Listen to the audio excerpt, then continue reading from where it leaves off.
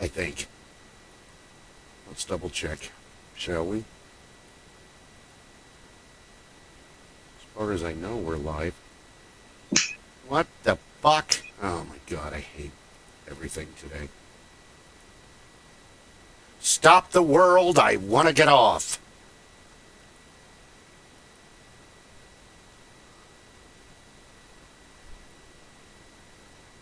There we go. Oh, okay, I'll probably get rid of that. And we'll wait for Rob is having, Jingo, DM Rob is having technical difficulties. No worries. Thank you for sharing that cabaret event. That's I just saw that pop up this morning. So each time they do that, they make brand new marionettes, all new costumes for the marionettes. Nice. Everything is done up. I mean, this will be cabaret, but I don't think they're going to be using the original script. So They will be doing their own version. And I get a real kick out of it because when I'm there, I'm one of maybe 4 people who's not Eastern Europe.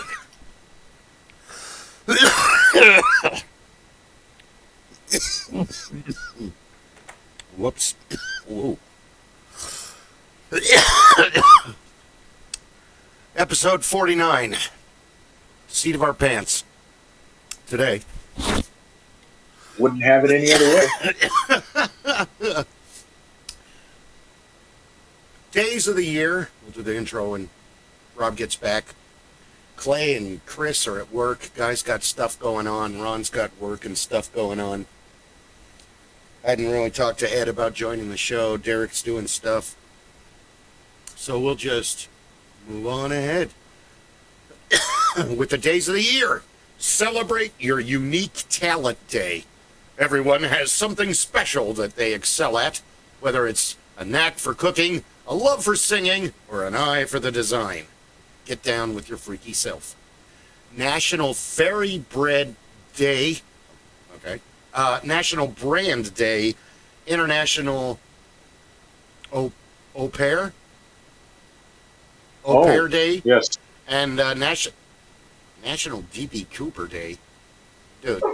Everybody wants to be D.B. Cooper. Only in America do we celebrate criminals. All right. No, we celebrate criminals all over the world. It just depends on the perspective. Depends on the part of the world and the criminal, ladies and gentlemen. Like and subscribe. Exactly. What cigar do you have there today? Oh, today is a Gurkha from their, I like to call it their alcoholic collection. This one, they've got a series that they have aged in different spirit barrels. So this particular one was aged in cognac. Other ones that are in there are in whiskey and. Thank you, Fenrir. Fenrir is down for whiskey. Yeah. I see he's happy.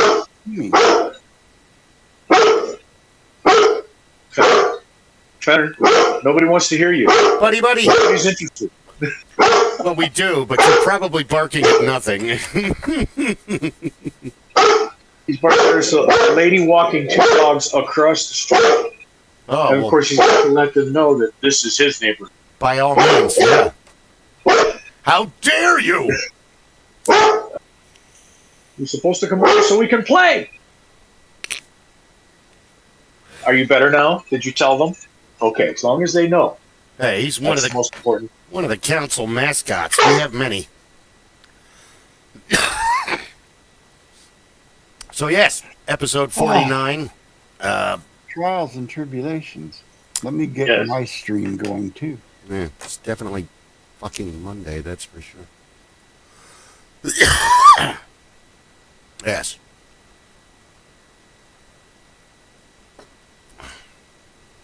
Oh. Okay. So we did the days of the year, and we did Rob's cigar. So now I guess we're at the point of hello and welcome to the Supreme Council of the Master Geeks Lodge. My name is Bill Kelly, Hornswoggle the Great. With me, my two co-hosts tonight are... I am Rob Marsden, also known as Jingo the Fool, and I'm trying to get my stream going here, so I'm slightly distracted. Nice. And I am Rob the Blacksmith, who is currently trying to keep Fenner, the crazed wolf, in a calm mode so we can all communicate this evening without the dulcet of the song of his people The playing dulcet in the back. tones. Alarm! Excuse me. All right. And it is Thanksgiving. In just a few days. Happy Thanksgiving to all of those out there. Be sure and get your copy of Planes, Trains, and Automobiles now before they disappear on Amazon. Brilliant movie. And there's so few Thanksgiving movies. After you watch all 8 hours of Alice's Restaurant and the Charlie Brown special. Luckily, I don't know. The Charlie Brown special. Did you ask Charlie Brown, sir? Or did you just invite yourself over here? When Marcy tears Peppermint Patty a new asshole. One of the few times.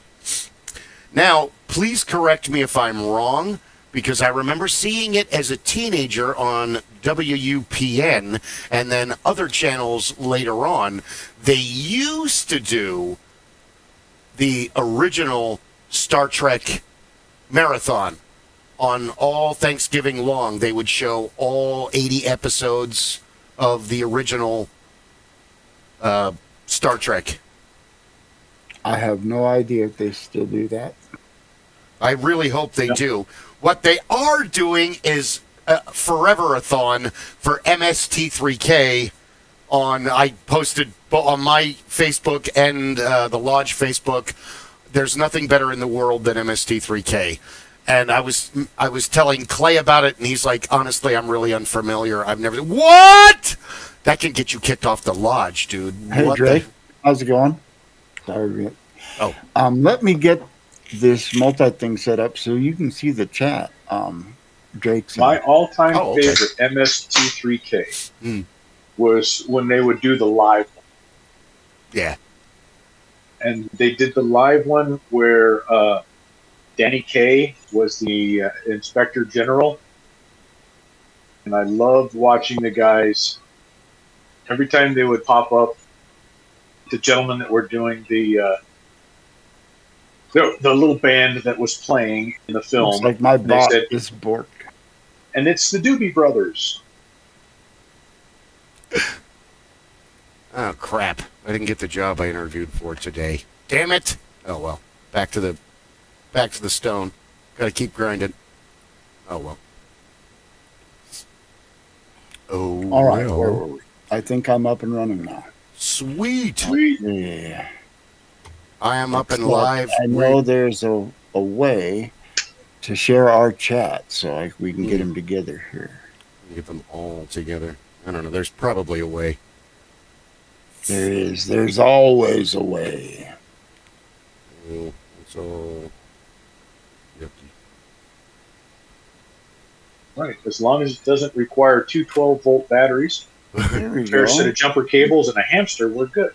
I have a big purple button that says "Start streaming together." I'm gonna press it and see streaming. what happens. Woo! Go, go, go, go. Press the Do-do-do-do-do-do-do-do. Never gonna stop. There's me. Let's see. Shared chat. Start sharing chat. I suppose I should find somebody to share chat with. I will Let's share see. it with you.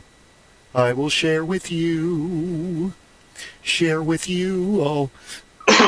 Invite guests. There we Invite go. them. Search for someone to invite. Guests. Flash. Ah. He'll save every one of us. Fights for every one of us. God, I miss Queen. That's the one I need to see if they're willing to do down at Ballhouse. See if they'll do Flash Gordon. There you go.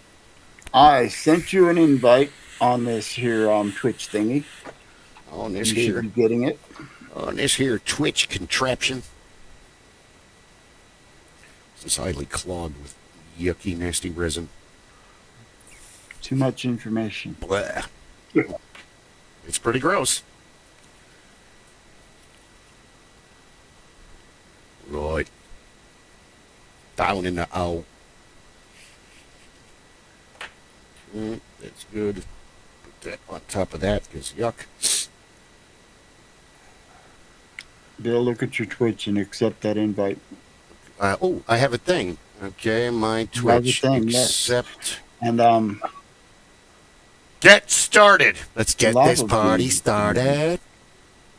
Allow. welcome to the 49th session of the Supreme Council of the Master Geeks Lodge, where we, the self-appointed Master Geeks Lodge, talk about anything and everything. What we want to talk about, what you want to talk about. This is true. It's doing that thing again where it's having me. You should.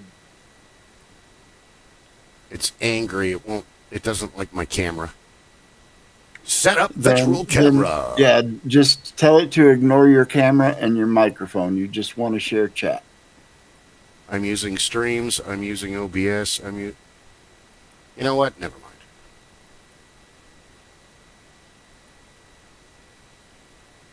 We'll fix that later. Don't worry about it. It's fine. Okay, fine. Huzzah. Huzzah to the victors.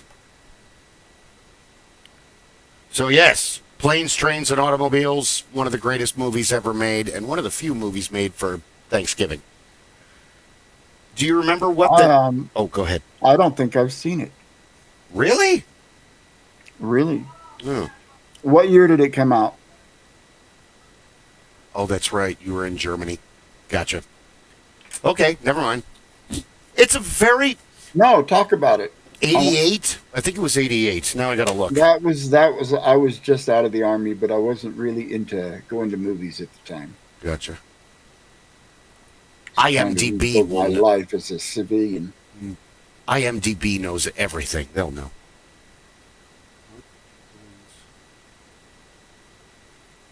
Rob, what kind of cigar you got tonight? 87.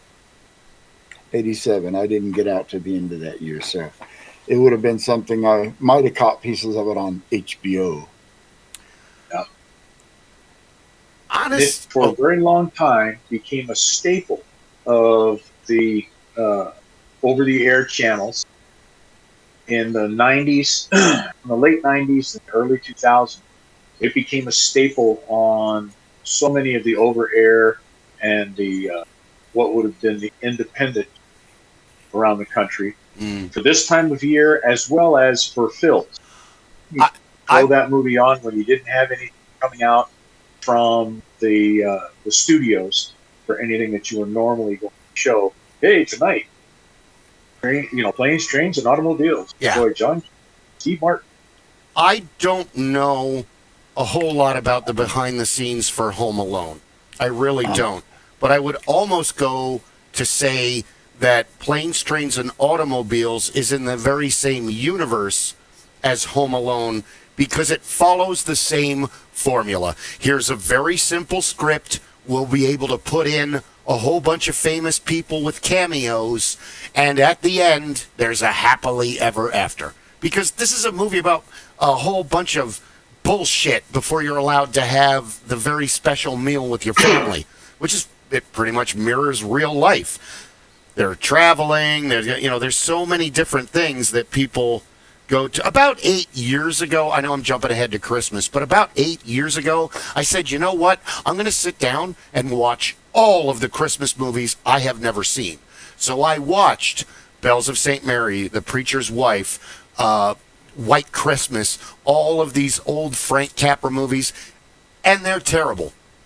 They're really bad. I hate White Christmas. I can't believe... The only reason that White Christmas has become the loved staple that it is because, for one, there weren't any other better, newer movies, and for two, it has two of the main thing that the boomers and the what are the boomers' parents called now? Who knows? They made up a new name for them. Greatest Generation. The great. Okay, fine. They have the connection to musicals, which goes back to vaudeville, and the connection for White Christmas is World War II. So besides Bing Crosby and Danny Kaye, that's a given. You're going to get an audience with those two guys because they have a cult following for that time period in the 50s when it comes out. But pretty much, White Christmas is no different than any other holiday movie. And the saddest part about White Christmas being a Christmas movie, it's only Christmas in the movie for like 10 minutes tops. In the very beginning when they're leaving Europe and Danny Kaye saves Bing Crosby's life by pushing him out of the way and the wall falls on him, and then they come back to the States. The rest of the movie is about their successful singing and dancing career and how Bing Crosby doesn't want to be associated with Danny Kaye anymore. He's a pain in the ass. It's literally mirroring Simon and Garfunkel, where Simon just wanted to get away from Garfunkel because, dude, I want to do my own stuff. I'm tired of having you around. So every time Bing Crosby tells Danny Kaye, this is it, I'm going to go, we're going to leave, and Danny Kaye will go, because he hurt his arm, pushing him out of the way. So now it's this like, you owe me a forever boon with a, check with no credit limit on it because I saved your life back at... Dude, eventually that runs out. Okay, you saved my life. That's a human thing to do. I wasn't a terrible person, so it's not like you had to sacrifice anything to save my life. We were buddies before. We're buddies now. So it's very like... Lava Being in my chat has a couple of comments I want to read you. This is why we need to be sharing chat, Bill. Oh, sorry. Okay, first off, we're going to roll it all the way back. Whoa, to Planes, Trains, and Automobiles. Hi. Okay. One of the things he said was one of the many films from the era, Plane, Trains, and Automobile, had a ton of cut content that would have made it far more adult. Yeah, I've heard that, yes.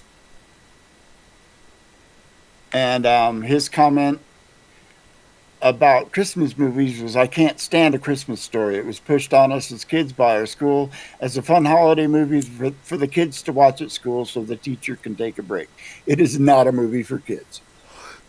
Not really. Not really. I've never seen that movie either. Oh, that one's Christmas one of my Story? favorites. Yeah. I just had... No, it wasn't my thing at the time it came out.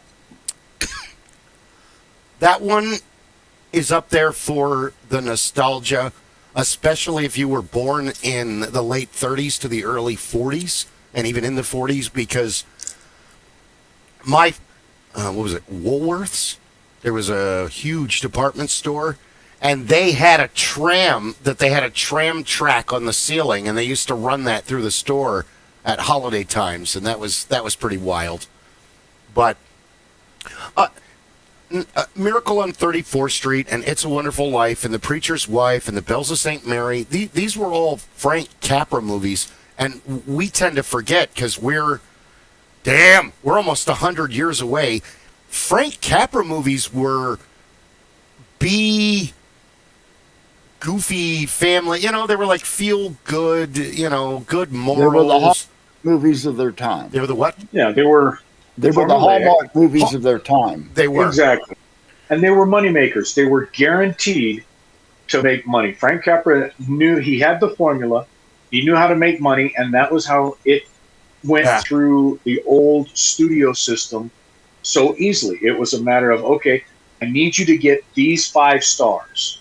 I need you to give me this storyline. And you've got 6 months, actually probably less than that, but you've got 6 months to film it, to do all the cuts, to put it together, and to have it ready for distribution so that we can have it out for Christmas. Yes. So remember, that was the old hardcore production days of the Hollywood generations. I mean, they were the factory, days when Hollywood studios owned their actors. Exactly. So it was a time of churning out these things. You changed a few names, you changed a few locations, and it was a standard idea. The reason they became so popular and they carried forward was because it was so popular because it was a wonderful escapism at the time that these came out for the people that were living through it. So during World War II, that was what was needed. Boy, we need an escape. After World War II, you needed to try and bring families back together again. You had gone through one of the most traumatic psychological situations in basically in 8 years, 9 years, that someone who came after that can barely understand. You can barely fathom what occurred and all of the things that changed from in Europe. What changed from 1932 until 1946 in the United States, about the same time frame, but we had different things that were driving it. So in the early 30s, we had the Great Depression. Europe had a different impact on that, but they had the tides of war that they were seeing and feeling. And many people in the United States, particularly those people who lived in the large population centers on the East and the West Coast, still had a very strong tie to their European family members. They were 1 or 2 generations away from their European roots. So everything that was going on, there was potentially 50% of the population in the United States who was actively paying attention because grandma lives there, or grandma lives here and she still has friends, or she has sister, brother, cousin. Her sister's back there, her cousins. Yeah. So that became a big part of it. And those were the things that rewrote the deep psychological problems that people were experiencing. So as they came into the 50s, now you have the people that lived through that. Now you have the people who were the parents and becoming the grandparents who said, I need to share this with this generation. I need to teach you about this. I'm going to share it with you. And it became a very strong bonding circumstance.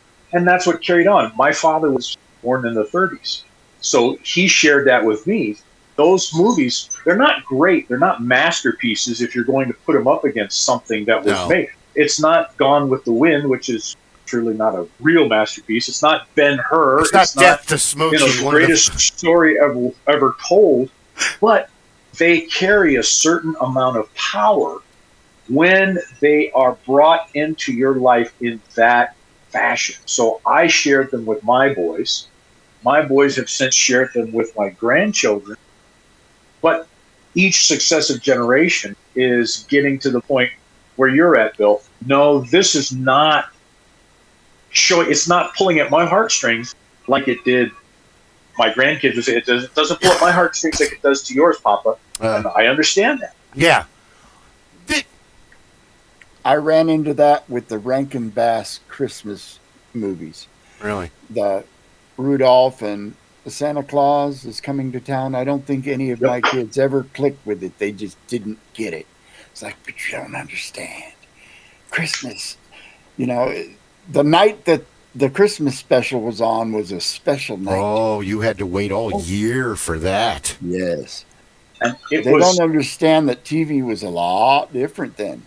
If you didn't see it when it was on, you might not ever see it. Forget it. And that was genuine magic. Stop motion at the time was, we can be grateful to Ray Harryhausen and those that he taught. Yes. Because they made those films, those specials, something that was extraordinary. When you got Burl Ives voicing the snowman, and the snowman moves so fluidly through this beautiful winter wonderland, and when you've got, when you've got the Bumble showing up, and Yukon Cornelius, Bumbles. I was just going to say that Bumbles bounce. And all of that stop motion was incredible for us. I used Yukon Cornelius as an NPC. Oh my God! He's the best ranger, really. He's a dwarf. Oh my God! He's a ranger dwarf. Yes, more of that, please. Okay. Whether it's what was it, Nestor the Donkey, or The Little Drummer Boy, or Santa Claus is Coming to Town, The Year Without a Santa Claus, The Baby New Year. I have to say that you're right, because those are timeless in a sense that on a few of them, the songs are great, the acting is great, the actor is great, it's wonderful. You've got Burl Ives, but let's go to the other one where you have I think Danny Mickey Kaye was Santa Claus is Coming to Town, wasn't he? Santa Claus is Coming to Town, or Yeah. Mickey Rooney is the one where you do, he was Kris Kringle and raised by the Kringles, and they found him, and then he, Coming to Town. I think So, yeah, I think that Danny Kaye does narrate that, yes. But the bad guy is, oh God, what's his name? I'm Mr. White Christmas. Oh, I'm no, that's- Mr. Snow. That's The Year Without a Santa Claus. That's a different one. Because Dick Shaw is the freeze mice. Oh, what's going on? He was so awesome in The Producers as Hitler. And if you ever get a chance to watch his stand-up comedy, it's actually really funny. He's one of the few American comics that died on stage doing his act. And much like Tommy Cooper in America, the audience thought it was part of the joke, and everybody was laughing as stagehands came and like dragged his body, just like, yeah, it's bad. But the other one is, oh God, hold on, IMDb, don't fail us now. The one with Mickey Rooney. This is going to the, and for those of you who are watching for the first time, I'm the one that dives deep into the psychology of all of these things, because I have nothing better to do when I don't have a hammer in my hand. So, but as we talk about these were, none of these programs were great cinematic masterpieces. Oh no, They were fun. They were extraordinary. them. But again, for our generation, they were cutting edge. They were taking it to that next level. But they were using these voices, these actors. That was and the actresses. performances sold it. Well, yeah, and these were the people that were our parents' and grandparents' generation's greatest actors, greatest names. And so that was part of the linkage. So when you sat down and your parents were there and they recognized that's Danny Kaye. That's actually, so they were I having a good time. if I may, we're both wrong. It isn't Danny Kaye. It's Fred Astaire. They do sound Fred similar. Astaire? They sound similar. It's Fred Astaire. But the name I'm looking for is one of my favorite actors, and he plays the bad guy in this movie. And the voice of the Winter Warlock is Keenan Wynn, who is the son of Wynn. What's his name? The voice of the Mad Hatter, and that's his dad. I thought that was Keenan Wynn. No, it's his dad. Edwin is it? Yeah. Keenan Wynn's father was the television buffoon Ed Wynn. But Keenan Wynn was he was the voice of a lot of things. I mean, he was in Mary Poppins. Come on, you guys can remember. He's in your favorite cartoon. I'll give you a minute. I can smell you, Lake Man. My teeth are like swords. My claws like spears. Come on, say it. You know it. You know the Smaug from The Hobbit. Keenan Wynn. No. How is it pronounced? Smaug. It's never pronounced Smaug. It's Smaug. Smaug. Yeah. Well, Smaug. but he is Smaug before Benedict Cumberbatch, who he's a great actor. Nothing taken away from him, but dude, Keenan Wynn has that voice. He died in 1986. I did not know that. That greatest statement, I can smell. I can smell you. That's haunting. Like, oh my God, the dragon can smell me. Just go now. Just leave. So, those were. Yeah. Well, think about it this way too. Some other great cinematic, for our time, cinematic films that that were incredible. So you had The Hobbit, you had The Lord of the Rings when those were done. You had Frank Bashy's work. So you had, you had Fire and Ice when that one was done. You had the work that came about with Wizards. You had all of these other films. Now, none of those were cinematic masterpieces, comparatively speaking, to some great films that have been made. But they struck a very strong chord with us, and they were close enough that our parents had at least some connection to them, where it was, oh yeah, I don't have a problem with you seeing that. Yeah. That's a cartoon, but it's got people in it that have value. So go ahead. One of the things that the Capra movies touch on that it's very important is the macabre and haunting aspects of Christmas, as in, the Dickens Christmas Carol, because that's a tragic story. It's not a happy tale. Scrooge isn't. Ebenezer Scrooge is not a happy person. He's fucking miserable. He's a horrible guy to be around with and hang out with. It's like hanging out with Mr. Burns. And ultimately, what's the ultimate end game for the film? It's not the fact that he suddenly, the greatest, most poignant point in the film, and people will argue this with me, I'm sure, but the most poignant point in the film is that Scrooge is presented with the ultimate reality. That is, he will die. You will die. His death is imminent. His death will happen. He also is presented with the death of a child. Oh, Tiny that Tim. He cannot fathom. He cannot understand that aspect of it because he has lost touch with that empathetic part of his personality. And so ultimately the final story for Scrooge is you will not see a great time after this. You have a short period between now and the day you breathe your last. Yeah. Your choice is what you do with that brief time you have left. It's interesting, too, how the last scene of the Ghost of Christmas Future has been changed to modern time, if you will. So, in the early iterations of the story, he watches his nephew and Bob Cratchit, and they're all watching him being put down in the ground. But after that, the spirit brings him to the women that are going, Scrooge is dead, so now he has no family, or the family takes what they want, and then the rest is left to these three women that almost mirror the fates from ancient Greek literature, but they're talking about how empty Scrooge's existence was, even though he was fantastically wealthy, because it's a miserly existence that he has. He shuns all of the rest of society because of what happened to him in his youth, and he's buried himself in work. Wealth for the sake of wealth.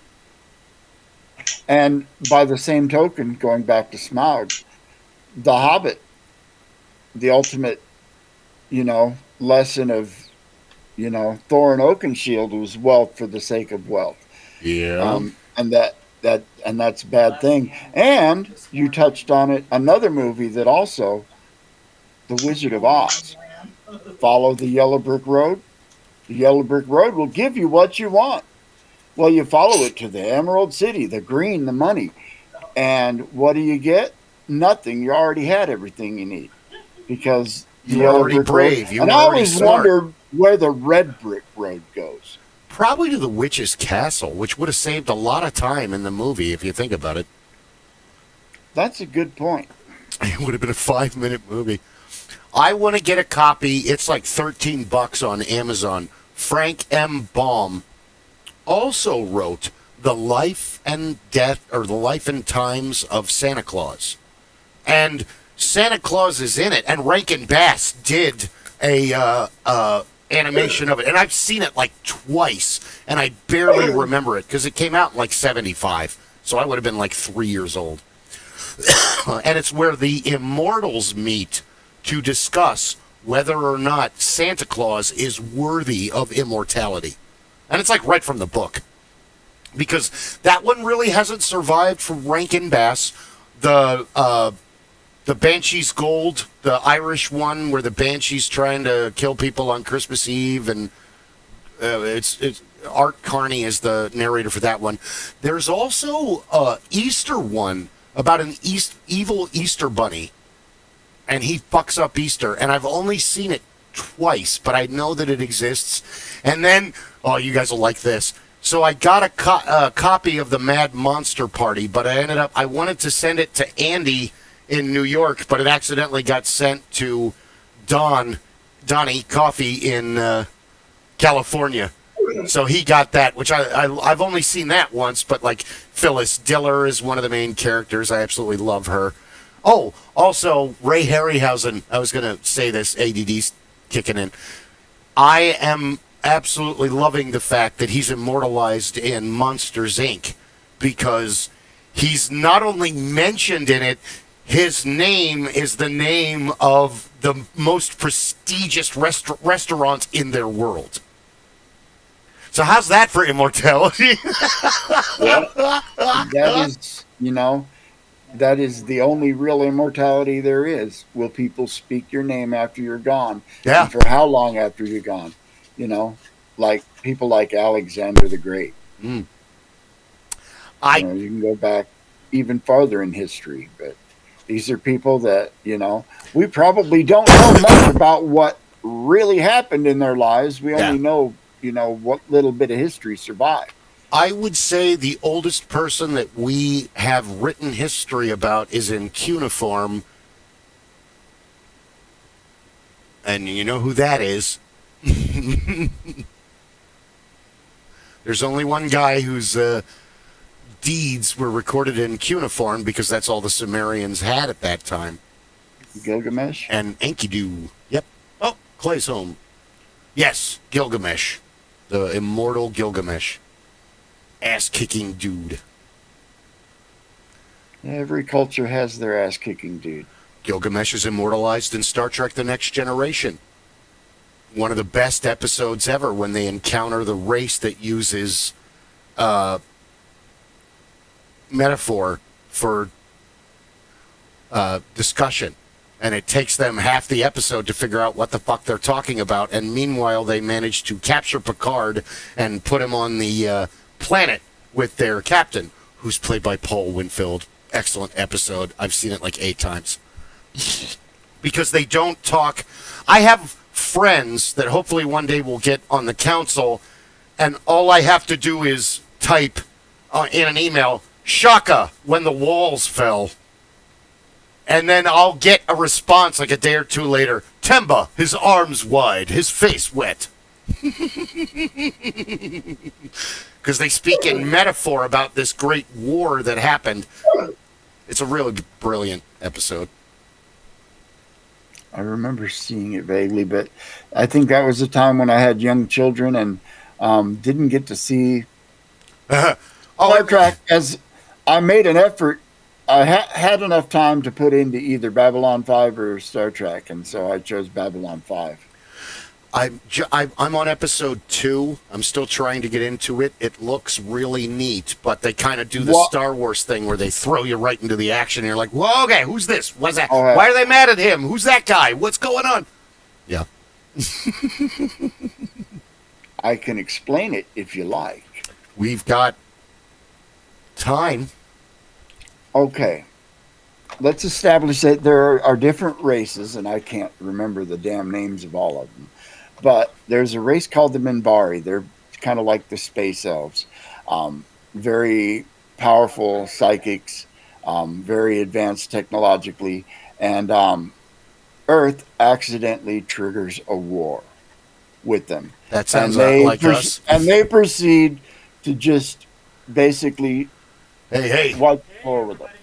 Clay says hello. I don't know if you heard him on my... Good evening. Did you ever get Discord to work on your phone? I guess you'll just have to stream with us and listen like last week. Sorry, Rob, go ahead. We're talking about Babylon 5. I'll get him to talk about Starfinder later. I worry. Right. Give me a moment. I've been told my audio is low. I'm trying to fix it. Sound fine to me. I had reverb at first when we did the sharing, merging of the streams. How's this? I think my microphone itself needed to be louder. Even louder. Did that help? Even louder.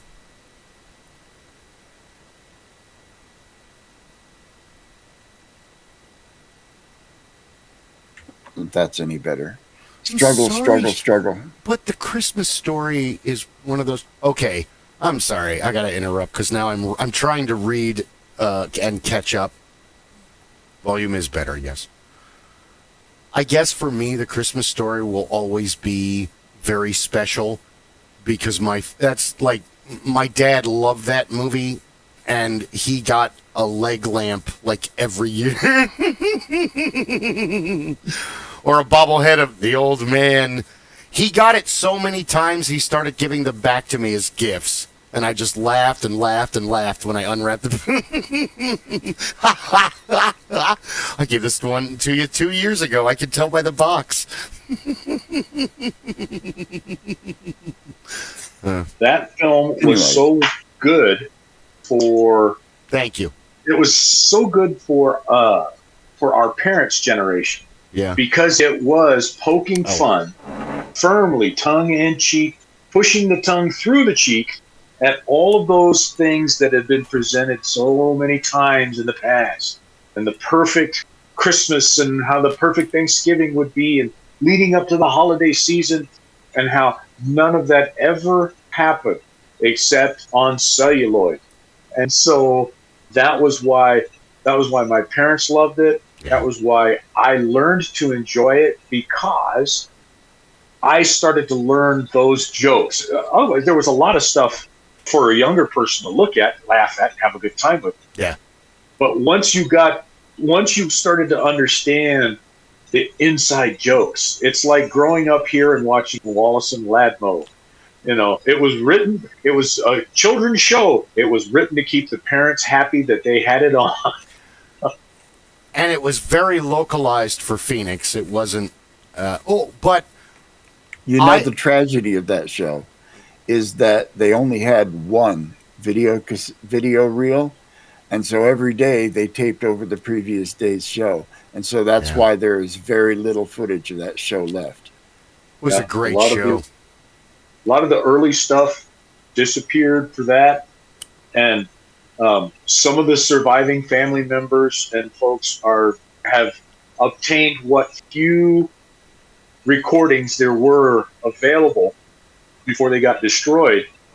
And so there's a group on Facebook that is run by folks from the family and whatnot, families, that are trying to keep that stuff alive and make sure that it's available so that it can be shown. And it's great for us, but when I get to show it to my sons, or if the grandchildren get to see it, then they start to kind of catch on to little bits and pieces, because there's some good sight gags for the young kids. And the parents now, my boys, look at some of this stuff and they go, "Oh my God, okay, I know what they're talking about." Yeah, God, it was worthwhile. I was asking Clay which shows he watched with his kids growing up for Nickelodeon and Disney. And today I'm talking to the guy, Tyson, that handles the front of the store. And I said, we were talking and I was telling, he had seen Phineas and Ferb, but he hadn't seen Recess. And then I was mentioning more of them, and I mentioned Ned's Declassified School Survival Guide. And then I got a high five and all that. Oh, and it's like for the Gen X, we look watching the next generation watch Ned's Declassified School Survival Guide, and all we're reminded of is Parker Lewis Can't Lose. Because it's really close to the same show, except there's no graphics with the actual survival guide like there is with Ned. Parker Lewis Can't Lose is legendary. It was a really good show. It was like a comic Melanie book. Chartoff as the principal. the all-star cast, as with Ned's Declassified. The guy that plays the vice principal, he's Vice Principal Krubbs. So they took Crockett and Tubbs and put it together. He's always dressed like those two guys. And before he appears on screen for like a half a second, they play the Miami Vice theme. And all of a sudden he's like, he'll yell one of their last names and take his sunglasses off and he'll... Whoo. So it's very close to Parker Lewis Can't Lose. I have actually only seen one episode, and that is the episode where Parker's sister is freaking out, and she's in the cafeteria. She's mad at somebody. She was yelling at somebody, and she turns around and bumps into Kubiak, and he burps, and a pigeon flies out of his mouth. You have saved Kubiak life. Kubiak, owe you. I will protect you and all this other stuff. So that's like the only real episode I've seen, and it was really hilarious. But I barely remember it because that was 40 years ago. Have either one of you or Clay have seen that episode? I have. Episode, I don't remember. My favorite episode was the one where his best friend decided to become a rock star guitar player. It had I don't remember much about the episode other than he sucked at guitar and it had an Ozzy Osbourne cameo. You don't have to have When talent. he's like- Yeah. When Parker Lewis did one of those fourth wall look at the camera, he said, "Man, he's put rock and roll back farther than Ozzy Osbourne." And then there's a cameo of Ozzy Osbourne saying, "Oh, you don't have to bite my head off." That's awesome. Ozzy didn't know that was a real bat. He thought it was rubber. He would not have done that if he knew that it was a real bat. I think it was a pigeon or a dove. No, it was a bat. Poor Ozzy. I love all those pictures of him with his granddaughter when she's really little. When you're trying to be normal, but Ozzy is your grandfather, and both of them are like... Oh, we completely segued. I apologize. Please continue with the Mumbari are space elves. Now, are they the ones that look like lizards, or are they the ones with the giant hair? No, they're neither one. They're the ones with the headpieces on. They're bald. Other than that, they look human. Gotcha. Those are the Minbari. And they basically, Earth accidentally starts a war. They act like Vulcans. And so the Minbari, no, they don't.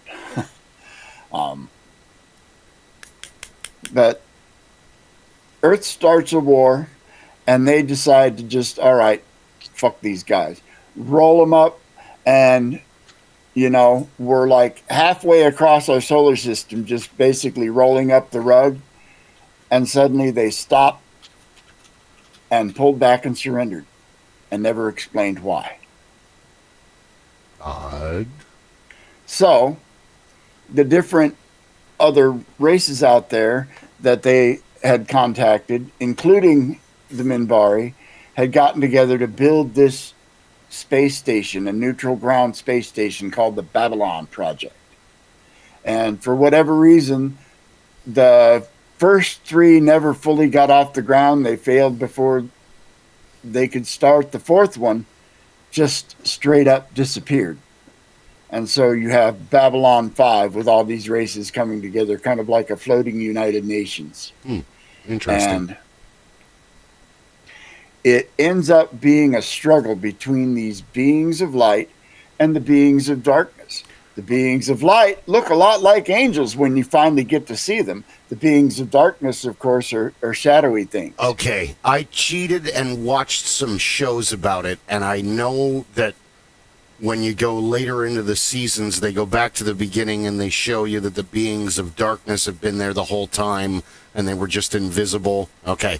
But they show the beings of light in the very first episode, and they're in these almost like mech suits. Well, when one of them finally, because they have this vow amongst themselves to not show people what they're really like, he finally, the ambassador to Babylon 5, during a time of great crisis, comes out of his suit, and lo and behold, they look like fucking angels. How C.S. Lewis. Or, no, oops, not C.S. Lewis. And of course, politics and religion both play big roles because, the Minbari are very religious. The Centauri, who are the human-looking things with the big hair, and not all of them have that big hair. It's a ceremonial, but way that some of the nobles wear their hair. Flounder is one of those guys. Oh, and Yep. he has an amazing character arc over the. He is one of the best characters in the show. That's what everyone says.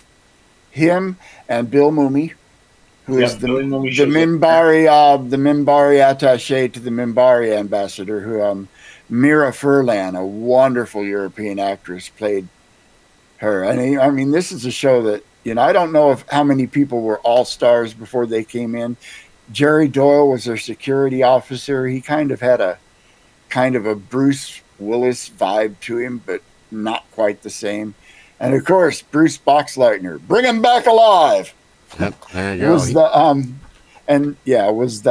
He was the captain starting in the second season because the guy they cast in the first season got ill. He passed away, or he ended up passing away, but his character did come back in later seasons. It turns out later on, big spoiler, that his character there's this holy figure that the Minbari, all revere as basically having set up the order that they operate by. And, at the end of the first season, he disappears. And it turns out he ends up being this Valen character that, it gets complicated. But I know I'm kind of sold. Excuse me. I'm kind of sold, though. It's a good premise. It's up there with. I kind of put Babylon 5 on the same level of Farscape, because the problem with everything else besides those two is, and even my beloved Firefly and Star Wars and Star Trek, there's always like this giant engine running space. But with Farscape and Babylon 5, the forces are kind of equal. There's no one, conglomeration in charge. They're all vying for superiority. For like Farscape, when you're in the Sabatian area, the Sabatians are in charge. When you're in the Scaran area, the Scarans are in charge. When you're in they have a Nabari? The Gray people. What's her name is? Oh, I don't remember. It's such a good show. And Jim Henson puppets. Win. But even Firefly has the Alliance, or you got the Confed, or that. Star Trek is the only one where you're, yay, go! Where the giant superorganism that's running space are actually the good guys. And there's actually enough checks and effect that they become corrupt, but they wipe that shit out real quick. They cut it out like cancer. The reason, when Babylon 5 came along, I stopped watching Next Generation on a regular basis. And one of the reasons was, especially in the first couple of seasons, was the whole trope of Star Trek saves the day. Here comes along a problem, and by the end of the show, Star Trek has saved the day. Not a problem anymore. Move on to the next problem. With Babylon 5, it doesn't play out like that. In Babylon 5, here's the episode. A problem comes along to add to the problems. Maybe they find an answer or two about one of their problems and make some progress on it. And it ends on an uncertain note. Every episode. I will give you that. Babylon 5 doesn't save the day. Not always. Same thing with Farscape. Almost Firefly. not ever. My only defense for Star Trek in that aspect is that it is, again, I'm going to reiterate. It's the only gung-ho superorganism. Yeah, Star Trek is going to kick ass of that. Everything else, you're against the giant organism running space. I still love me some Star Trek. I'm just saying. No, I didn't. That's why I moved away from Next Generation Babylon 5, because it was more engaging on a continuing basis. I think Deep Space Nine touched on that too, and Deep Space Nine, which actually came out before Babylon 5, only came about because they wanted to counter Babylon 5. They heard about it, decided to push Deep Space Nine into production, altered other things, and made it happen. They're comparable. I watched many episodes of, as Don Coffey called it, Deep Throat 9. That's still funny 30 years later. We used to call it Melrose Space. Ooh. Yes. Okay. See, that was the problem. Star Trek was written with the intent that each episode could stand on its own. There was a beginning, there was a tail, there was an inflection point, there was an end.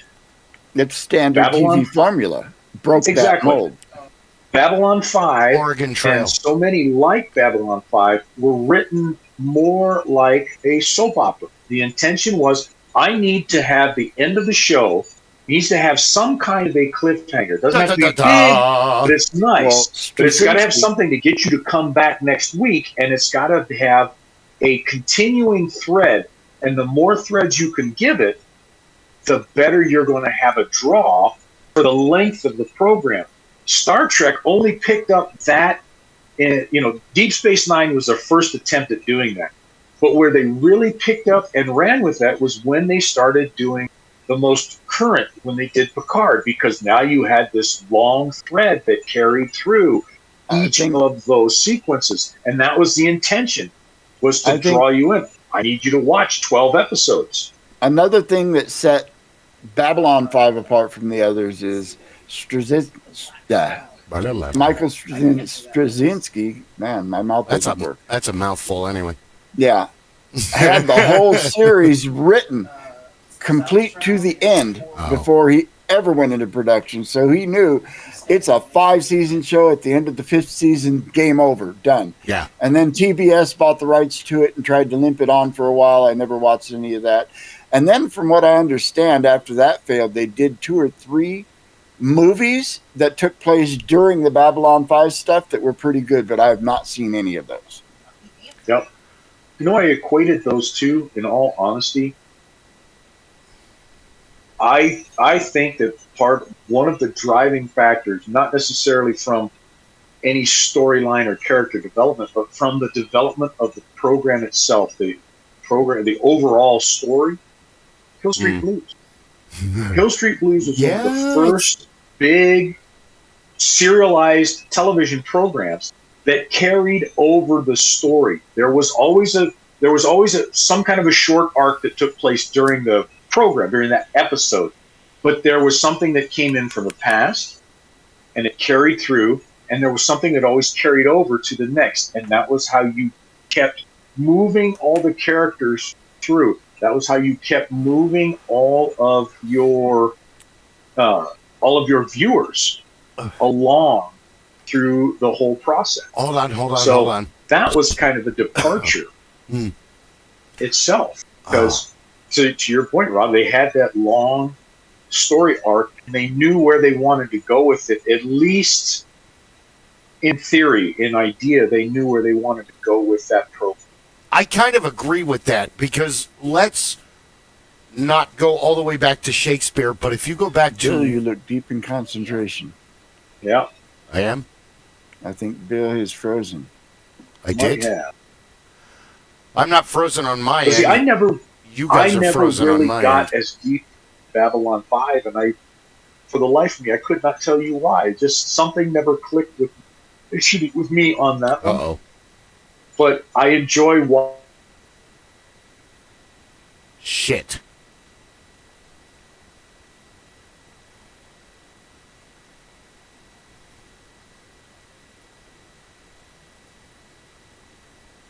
Uh-oh. Well, I mean, we're recording, but they can't hear me. Unlike... Hey! You're back. He's back. This is what made Star Trek better in a lot of ways, is the fact that you could sit down on any given Tuesday night, whatever night Star Trek was on, Sunday night, and watch an episode and not really have to know what happened in the previous episode or in the previous season. And that makes Star Trek great. It's the same formula that made the original great, and it is how TV was meant to be. Babylon Excuse 5 me. was an experiment. And what made it inaccessible was the fact that if you didn't watch it from the beginning, you couldn't just drop into an episode and understand what was going on. In the late 30s and the early 40s, they did movie serials, and you had Ranmar of the Jungle, but you also had Rocket Man to the Moon and Flash Gordon with Buster Crabbe. So there are your first, what you were talking about earlier before my computer flipped out, soap operas that left on a cliffhanger. Tune in next week when Ming the Merciless is going to threaten Flash Gordon and Gale is going to say. So it was already kind of happening that it came into the 50s and went into modern day. So in a sense, there aren't really a lot of sci-fi because the Outer Limits and the Twilight Zone is going to fill the gap for pre-Star Trek, because you have Rocket Man and the Moon and Flash Gordon, but there really isn't space stories until after Twilight Zone and the Outer Limits. Then you get into Star Trek, you have the Phoenix, you have Battlestar Galactica, and then it moves on from there. In England, 1999, in England, you have Doctor Who, Blake 7, Sapphire and Steel, and then it moves on from there into other stuff. So at the same time, in the same culture, you've got this shift to, we need to get out in space. Now, it's interesting because I'm going to make another parallel. I would say that Babylon 5 and Star Trek are Jules Verne kind of futuristic tales for the modern day, whereas all of the rest of those that we have mentioned, and please forgive me, I have not seen Earth 2, I have not seen Above and Beyond, I really want to watch The Expanse, but I haven't seen it. I know that it's really awesome, and it's set up like Firefly, where they and Battlestar Galactica, because even the new Battlestar Galactica, Paul was trying to force that on me, and I kind of saw. I didn't like it. I saw where it was going, and I was like, all right, it's kind of hokey. I know where they're going with it, and I had to bail. I really like parts of it, but how it ended, it was just like, I didn't make it to the end. The Cylons have been with humans all along. It's one of those AI. Instead of being an alien race, it's an everybody's AI. Everybody's a Cylon. Yeah, that's bullshit.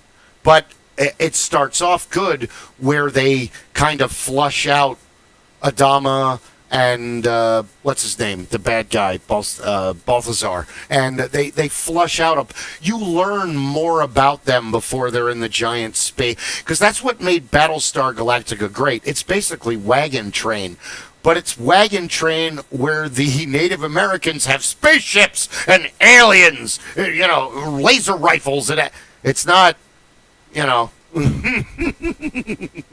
that gave it a new aspect of the forever chase, which most people, when you have a 9-to-5 job and you're working at an office job, hey, this television show sounds great. These people are this alien race is trying to exterminate them, and they're chasing them through space. It's cool. So it's very Wells, though. Verne had a very positive outlook of the future. He thought the 1900s, the 2000s, the 3000s, these were going to be innovative times where humanity was going to enrich the planet and colonize the stars and make the whole solar system a better place. Where Wells was, we're going to destroy ourselves, and there's going to be fire and acid and explosions. And oh, God, okay, Wells, geez. Because all of Wells, most of Wells' future stuff has a moral aspect of it. The Time Machine, Center of the Earth, all this other stuff, where Verne has more, except for Robert the Pirate, it's more of a 20,000 But his was still a cautionary tale. Oh, it was. Verne was very much a cautionary tale. The future is bright. There are great opportunities. But beware, because there will be those who can and or will exploit and it will be upon the greatest group of us to remember the moral compass, to continue down the correct path. Where Wells was like, we're going to get out there, and we think we're the biggest on the block, and we're going to find out that there's somebody else out there that's bigger than us that we're going to have to contend. We're not do me a ready. huge favor and close the curtain so I don't have another heart attack when a FedEx truck does a fucking 3-point turn in my driveway. That was surreal. I'm working with someone in their mid-20s that has never seen the Black Hole and has never seen Event Horizon. I went to see the Black Hole at the Bethany Grand Theater. Yes. Yes. The Black Hole scared the shit out of me, as did Westworld with Yul Brynner and Richard Benjamin. Those are great. Westworld freaked me the fuck out. Might want to get him a bib. Cowboy's clumsy with his drink. Holy God! Yul Brynner is great. I loved him in The Magnificent Seven.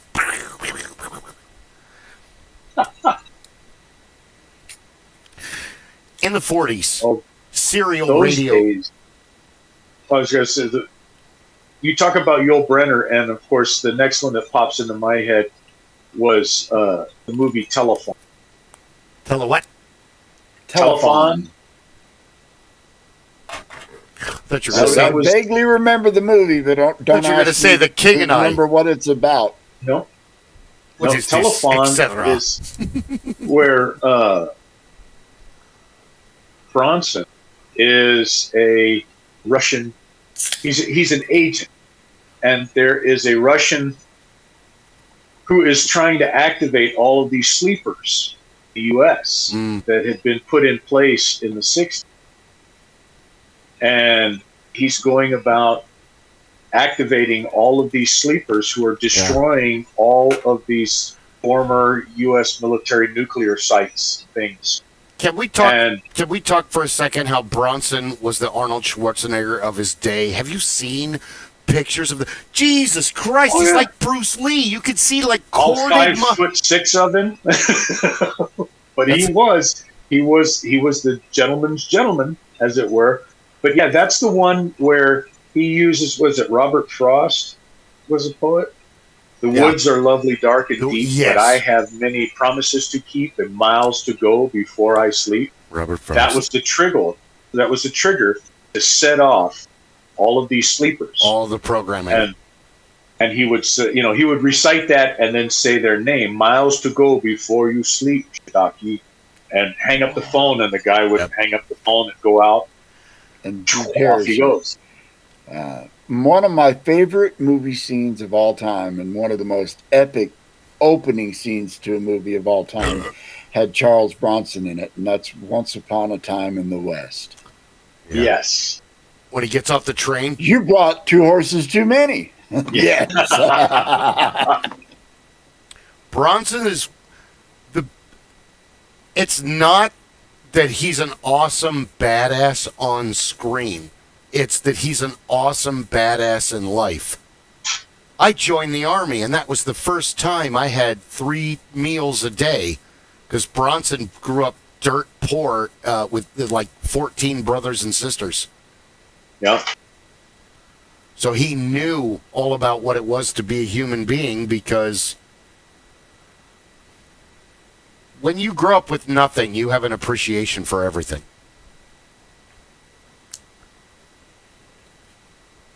That same movie had, I think, what might be the second most epic movie scene of all time. And that's a scene where Jack Elam's waiting for the train, and it's just him sitting there with his gun and that fly. He's an amazing actor. Yes. Of course, there's a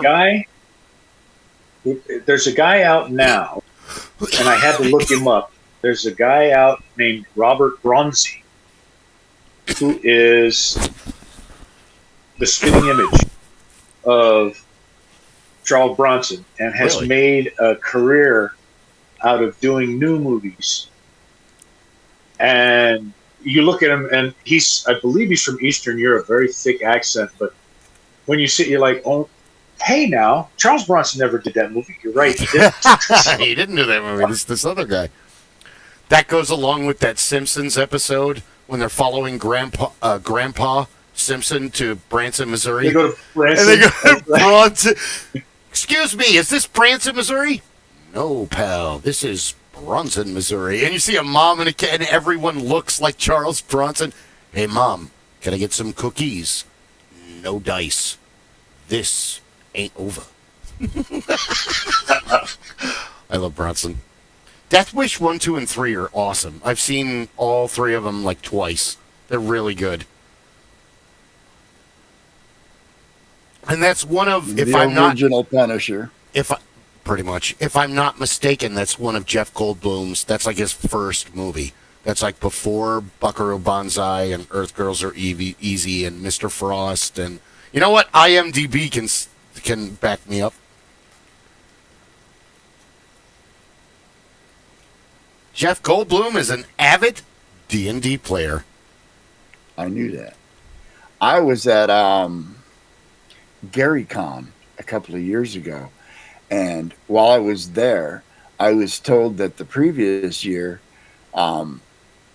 Vince Vaughn attended. Really? Because he's a big D&D player, and Tom Morello. Really? Yeah, is a D&D player. That's awesome. That doesn't surprise me. Yeah. Death Wish 1, 1974, is the first movie that Jeff Goldblum actually... He didn't even really understand the character. They just said, be a freak. And he's like, okay. So he just started doing all this weird stuff. And they're like, that's great. Do it again. Oh, okay. What's your favorite Jeff Goldblum movie show, everybody? Oh, that's a tough. Yeah, isn't it? Okay, give me your top three. Top three. Well, I loved him in Jurassic Park. Oh, yeah.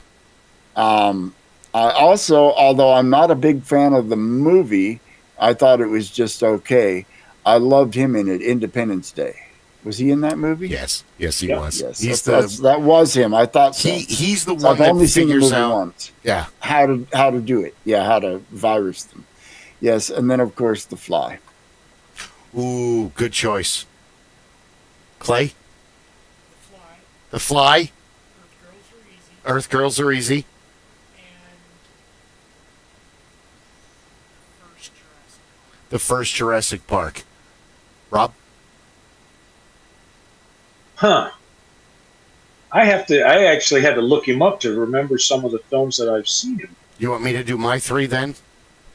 Yeah, go for it. Okay, I would say The Fly, Mr. Frost, and I had another one picked out. Hold on a second.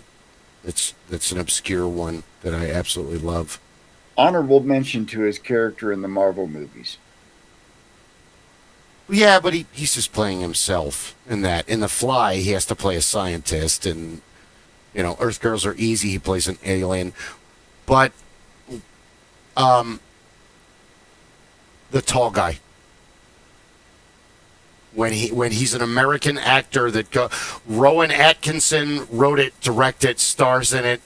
Jeff Goldblum stars in it, but it's Rowan Atkinson as a super comedy actor who he basically plays Peter Sellers. He's loved by the public, but in reality, this guy's a giant asshole, and it just the whole movie is like Jeff Goldblum goes to work for him. They're great together, but it's honestly, it's not. It's Jeff Goldblum being Jeff Goldblum. It's almost like Transylvania 65000, where he's just himself in the movie. Wow.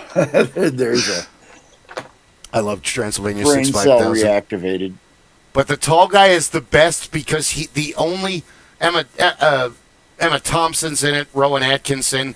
The only place he can find to live when he first gets to England is with this one lady that rents him a room, because no one wants to rent a room from her because she's a nymphomaniac. So there's constantly naked men walking through the... Hi, how you doing? And Jeff's like going to a movie premiere, and all these English actors come out there like, oi, fuck you! Oh, fuck you! Oh, fuck you! No. Fuck you. Because he's Jeff Goldblum and he's... They're like, next! Oh, okay, I'm sorry. Thank you. Tall Guy. If you get a chance to check it out, it's really funny. It's a stupid, funny movie. Sorry. Jeff Goldblum. I don't know why, but... Go, Rob. You had to... Oh, sorry. Go. Oh, the number had to look. He's botting. First it was me, now it's you. The Big Chill was one that, as soon as I saw it, I'm like, oh shit. Oh yeah, he plays Michael. I forgot all about that. I've seen like parts of that once. I really want to watch Big Chill. That was the one that Kevin Costner cameoed as a corpse because they cut all of his flashback scenes out. And then Silverado. Oh, tied for first, because he's actually an asshole in Silverado, like in Mr. Frost and Death Wish, so you kind of want him to die, but Slick just kind of runs away. So like Mr. Pink? Kind of. Well, the shit goes down in Silverado, and he's a hustler. He's not one of the four that stands up against the tide of evil and fights back. He runs away. That, and he's kind of doing Danny Glover's sister, and Danny Glover's not really cool with that. So, dude, are you going to stand around and watch? I'm not going to fight Danny Glover in the 1800s. Fuck that. And I'd forgotten he was in Powder. Powder is weird. And then apparently there's a lot of controversy with the director, so yeah. I did watch it. I mean, the dialogue was good, but the rest of the movie is like, why? Hold on, wait a minute. Once you start dissecting it, you get mad at the movie. And then I have to always call out Buckaroo Banzai. So. Okay. That's an experience. That's right up there with Rocky Horror. It defies exactly. That is, or The Adventures of Baron Munchausen. Oh, I love that movie. Yes. Those are films that if you can see them in a theater setting, with the right audience. Rocky Horror, you have to go to a Rocky Horror where everybody wants to play, because that's the only fun way to see it. If you're going to see Buckaroo Banzai, No, keep going. Right audience. No, you have to have the right audience. Everybody has to be willing to play their characters, and you have to do the dance and the sing and all the rest of it. And bring for Rocky Horror. Let's do the time warp again. For Buckaroo Banzai, the best times I've ever had with Buckaroo Banzai were at the midnight movies, because you had a crowd that loved the film, and they were there to enjoy it. Everybody was having fun. Nobody was taking the movie seriously. Everybody was there because it was a good time. It's not a serious and movie, you dude. Have fun. Yeah. No, Buckaroo Banzai is one of my favorite movies ever. And dude, everybody who's anybody in the early 80s is in that movie. Clancy Brown has scenes with Jeff Goldblum, and later on the Michael Rosenbaum show, he said that Jeff Goldblum is one of his favorite actors to work with because Jeff has the ability to steal the focus of a scene, much like Tom Waits, the immortal and amazing Tom Waits. How he could steal scenes like in Dracula and Fisher King, and the list just keeps going. Men. God, I love him in Mystery Men. Yeah. Heller. His weapons in Mystery Men. Yeah. Tom Waits the and flamethrower. The flamethrower. You're the one holding us back. You're destroying this team. Stop spitting on me. I already had a shower today. Oh, really? I've seen it many, many times. Far too many times. Yes, I have. Yes, it is right up there among my favorites. Okay. While we're on the subject of great actors and great performances, for Paul Reubens, tied for first would have to be Buffy the Vampire Slayer, the movie, not the show, because they're separate and you can love both of them. Because I just saw the movie and I absolutely loved it. And then I met Christine and she was obsessed with the show but never saw the movie. Well, I've never seen the show, so... But I'm really interested in Allison Harrigan, so let's go with it. Willow. Paul Reubens in the closing credits, where they let him just have a field day with his death scene. Was in the movie. The greatest death scene ever filmed is Paul Reubens in the Buffy the Vampire Slayer movie, because he dies for like a minute and a half. And if you've ever played any kind of vampire role-playing games... No. And you're instantly pinned to the earth. That's it. He was where they had to have gotten the Peter Griffin sighs in pain, because when he's taking because it was, and that's why I love the closing credits. And then he was kicking the wall, but he's not really kicking the wall. He's just kicking the wall. My favorite Paul Reubens moment comes from the Cheech and Chong movies. I believe it was Nice Dreams he made his first appearance. No, it was in the second one. He was a hotel clerk. No, it's wasn't he? No, it's the third one. Is it the third one? Things are tough all over, because later they see him on stage and he's like, "I remember you," and then he was before Things Are Tough All Over. He was. It might have been Nice Dreams. I have to. Yeah, he was in Nice Dreams.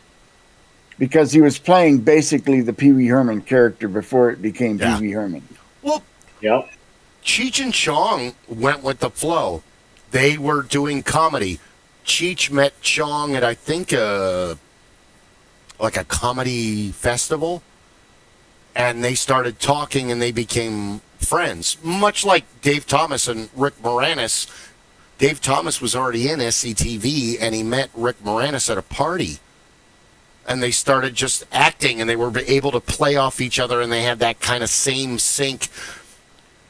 It's me working out at either the Haunt or the Ren Fair, where you meet another actor that you can just kind of keep going with what you're putting. What you say, they add on to, and then they say something, and then you add on to it. And sometimes you're on the same level, and sometimes it just doesn't. You try. It's still funny, and the customers laugh. But behind the scenes, you're like, okay. I don't know how much sense that made to the. Yes, Beth. We didn't. Invasion of the Body Snatchers. One of the Donald Sutherland, one of the greatest movies ever made. I mean, he's great in his. Invasion of the Body Snatchers is up there with all of the secret takeovers like V. The show, years later, Diana. Years later, they did Robert Heinlein's The Puppet Masters as a movie, which is basically the same premise. Yeah. The story was written way before even the first Body Snatchers. It was written as part of the serial that he was. Most of his early stuff was published in magazines and stuff. Yeah. And Heinlein, the Puppet Masters were a whole lot scarier because they didn't replace you, they took you over. Yeah. They're on the scary... Well, Heinlein is... he was talking to one of his writer friends, and he was mad. He was furious because Stranger in a Strange Land comes out, what year? 67, 68? Like, in the 60s. I think it was earlier than that. Let me look it up. The hippie culture grabbed on to Stranger in a Strange Land, and they held on tight. So Heinlein was like, I can't back out of my goddamn driveway without these kids with flowers and all that. We're ready. Ready for what? You're going to lead our new religious revolution. Get the hell out of my way. I'm going to the grocery store. Heinlein must have been fun to hang out with. Not on the 61. Okay, 61. Not on the level of like Hunter S. Thompson, but like, Heinlein was he was a very angry guy who was He wasn't like Philip K. Dick, who was like, okay, my life sucks. Let's take a bunch of drugs and write a story. It worked. Do Androids Dream of Electric Sheep became Blade Runner. We'll Remember It For You Wholesale became Total Recall. A Scanner Darkly became A Scanner Darkly. Man in a High Tower became Man in a High Tower. I heard they're like doing a new version of that soon. I heard. I don't know. I'm half crazy that I could have made that up in my tiny pea-brain head. I don't know. That's what I thought I heard. Hold on. Now I got to look it up. So, what is it? Man in a Tall Tower? Is that? Man in the High Tower? Man in the High Tower. Man in the High Tower. 2050. Man in the High Castle. Oh, sorry. Go ahead. Stranger in a Strange Land was the book that brought us the word grok. Grok. Grok. Yeah, most people think it means to think, but it has a deeper meaning that doesn't translate out of Marsden if you've read the book. Because when they grok, they can grok things out of existence by turning it, 90 degrees dimensionally to everything else so that it's, intangible and, inaccessible. I have a list of the classics. And I would read the classics and give them to youngest child or oldest child, and I finished The Time Machine, and I really didn't remember it ending that way. I just remembered the part about the Eloi and the Morlocks and how horrific that future was and everything, and then the crab thing and everything. But I also went and read Something Wicked This Way Comes. That I've not read yet, and I love the movie. The movie is great. Jason Robards. What's his name? Damn it. My brain. Jonathan Pryce. Thank you. I love him, too. That's why it makes me angry that I can't remember his name. But the movie is actually kind of better than the... Have you read Something Wicked This Way Comes by Ray Bradbury? It focuses on the illustrated man who is basically Satan. And the problem is that in 2025, the illustrated man, he's tattooed over all of his body. Dude, that's like 6 people in a crowd at the grocery store, at the bus stop, at work, in the mall, in traffic. That doesn't have the same impact it did in the 1950s or the 1960s. And it focuses a lot more on the terror of the boys rather than the actual, like, what the devil is doing in a town. So it's kind of watered down, almost like it's the same disappointment as... Because I like Ray Bradbury's style. I really do, and the way he writes. But the way he ends things is almost J.J. Abrams in an aspect where it's like, really? That's the ending you picked for this? Okay. And I have to... I read a lot of them, but he wasn't one of my favorites. Of course, Heinlein is still one of my favorites. I mean, most of my favorite authors are classics. Mm-hmm. Poe, Lovecraft, Robert E. Howard for days. I have to actually... Amazing. Okay. Because I want to read the actual Conan books because the story behind how he wrote them is fucking psychotic. He really believed that Conan traveled from his native land and came out of the shadows in his house and would stand behind him with his axe and force him to write the book. And he would only leave when the book was finished. So this dude would fucking do... He would stay up for days and write the book. Because he believed that Conan was going to kill him. He didn't write books like Heinlein. He published in magazines. So all of his stories were episodic and published in magazines. All of them. He wrote very few novel-length anything. Same with Edgar Allan Poe. Same with H.P. Lovecraft. There's not a lot Really? of Yeah. novels out there. It's all shorter stories Yeah. or serialized stories. True. Well, even like Machiavelli, if you read The Prince, it's actually more of a pamphlet than it is a book. And it's a satire, too, that I think a lot of people miss. Same thing with Dante's Inferno, but we're not going to get into that I right have now. that book. It's one of the classics that Me too. I'm reading the Wadsworth translation.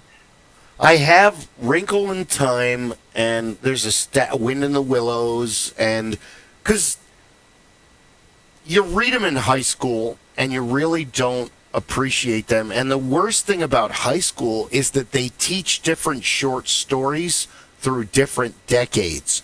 So I was telling, something happened long before my dad died. We were working on a project, and something happened, and I said, oh, it's like this story. You probably remember that from high school. And he's like, what are you talking about? And I'm like, oh, it's the story of a dude who's a train engineer, and he runs the train. And on his route, there's a farm with a mom and an adult daughter, and he always pulls the horn and he waves to them. So over the time period of the short story, the daughter becomes an adult and the mother gets a little older, but he never sees a man on the farm when he drives by with the train. So in his mind, they're waiting for him. So when he's retired and he's done, he drives to the house and he knocks on the front door. And the daughter opens the door and she's like, hi, can I help you? And he's like, it's me. And she's like, oh, Mom, it's you. Because in his mind, he's developed this entire relationship with these two women because he drives by for every season, for every, he sees them at Thanksgiving and Christmas and New Year's and, spring and thing. But in reality, he's He's that dude that waves. Hi. Okay, but anyway, back to the farm. Because the story's written in like the 30s or the 40s, so there's very minimal technology. These women are breaking their back planting these fields that he's driving by. And then they're like, sorry, I drive the train. Oh, that was you. Thanks for stopping by. We gotta go. We got a lot of work to do, as you know, from driving the train. Okay, thanks. Thanks very much. Holy crap, that was call the police. Because it's that level of he built up this whole fantasy in his mind. And dudes kind of do that in a sense. The crazier ones that are isolated. That they had a relationship and they, no, dude, you just pull the horn and you wave and they wave, and that's the extent of your relationship. It has nothing more.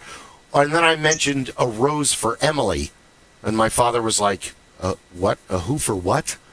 Rose for Emily. It's a story about Emily lives by herself and she's a spinster and she dies and they go into her house, the rest of her family, and they're all talking about her death and they're talking about her life.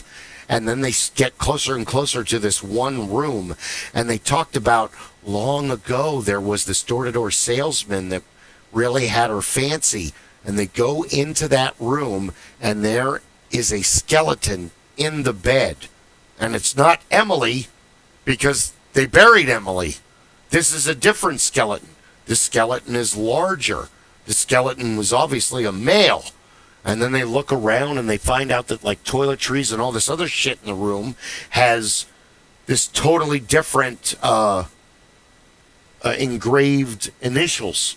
And then they figure out that Emily had these made. This guy was a door-to-door salesman, and he started flirting with this crazy spinster. And when he tried to leave, she killed him and hid him in her house. And he decayed in the back bedroom, basically. Like fucking That's pretty dark. Ed Gein kind of shit. This is like junior year of high school for me. And I'm just like, this is awesome! It's like Fantasy fucking Island for me. Keep going. So there's like two other stories. There's two sci-fi short stories that I absolutely love. One is about there's an automated house and all the humans are just shadows on the wall from nuclear war, and the robots clean the house, and one robot becomes sentient because they've been cleaning the house for so long, but no one's lived in it for thousands and thousands of years. So the one robot's like, wait a minute, why are we doing this? There's nobody here. But in the meantime, a fire starts, so all the other robots basically perish, and you're like witnessing the entire story from this robot's point of view as he's dying, being melted because he's trying to stop the fire, but he can't. He's all out of the stuff because no humans have put the fire extinguisher stuff or the liquid for the cleaner or all the... So it's like Wall-E on the darkest level that you could possibly imagine. In fact, I think the guys who made Wall-E read this short story that I'm talking about. I'm sure there's a lot of different influences there in Wall-E. Another one is it's actually 8th grade. Mr. McIntyre, you got him talking about stories about the Navy. He totally forgot about today's lesson. Oh, back in the Navy in Vietnam. Give me it, dude. My dad was in the Army. So is it like this? Do you know this guy? Yeah. So you can go back in time and be there when a T-Rex dies and jump off a platform and get your picture taken. And then you get back on the platform and you go back into the future, modern day. But you can go, hey, look, I killed a T-Rex. Here's me holding an elephant gun on its body. And you like got your leg up and you're like... So there's a big discussion about the political climate before the main character goes back in time. One half of the country wants the warmongering guy. The other half of the country wants the peace-loving, solution-making dude. Main character goes back in time, getting his picture taken with the T-Rex. All of a sudden, its mate comes out of fucking nowhere. Dude jumps off the platform, makes a run for it. When he stops and looks, he realizes he killed a butterfly. Oh, that's kind of bad. Is that bad? That's probably bad. But when he goes back into the future, the warmonger won. Now, the bad guy, we're going to have war and death and da-da-da-da. But that's not who he wanted to win. He wanted the peacemaker to win. Well, what happened was he killed that butterfly, so that butterfly did not have children. So 2 million years later, this guy was not able to write a poem about a butterfly because that butterfly didn't exist. And now that set off this series of events that created our society to be more warlike. And now the warlike guy won in the future, not the 8th grade. Oh my God, this is just like this module, because D&D changes your mind. It allows you to handle... If a normal person went back in time or got stuck in a time loop, they'd lose their fucking mind. If somebody who was a DM or played D&D a lot, they would figure out how to... It's like the show Stranger Things. Yep. Your friend goes missing in another dimension. It's a good thing you're D&D players because you would think to look there. Yep. First thing we're going to do is figure out how to get in the... how to step sideways. That's the problem with me. My mind never stops. It's a curse and a blessing, but mostly a curse. Oh, sorry. True. Yeah, I need to finish reading Dante's Divine Comedy. It's really good, but it's tough because it was translated directly from Latin. So a lot of the stuff is like, huh? It was a stiff read. The classic that I read a lot, and I have the copy by my bedside, is Bram Stoker's Dracula. Really? Yes, and have you read the book? No. You should, because I forget there's a name for the way it was. There's a name for the way it is written, but it is written in the form of gathered correspondence, news clippings, Like, letters, journal entries, and stuff. And so it's like Jekyll and Hyde. my theory, and I get this from a friend of mine, Nico the Odd, which I'm going to talk to her about coming on the show because she's a big time horror head. She knows more about horror movies than anybody I know. Really? Yes. Love horror movies. And so I'll talk to her and see if she's available in a future episode. I have not seen World War Z. I plan to. Have you guys? Have you? It wasn't a bad movie, but it had nothing to do with the book. I haven't read the book either. The book is a series of short stories of people dealing with the zombie apocalypse. That's what Lava Bean just said. Yes. It's hard for me to do the whole, talk to people, and so that's why I'm glad everybody else is here, but I'm trying to keep up. Sorry. So you guys are talking about really cool books. This is the last one that I've been going on. Fair enough. I have the Juggler's Bible around here somewhere. I love reading, and I love reading for enjoyment, but life interrupts, and you can't enjoy reading when you're all stressed out. It's like, I'm going to disappear into this book. No, I'm just going to be stressed reading.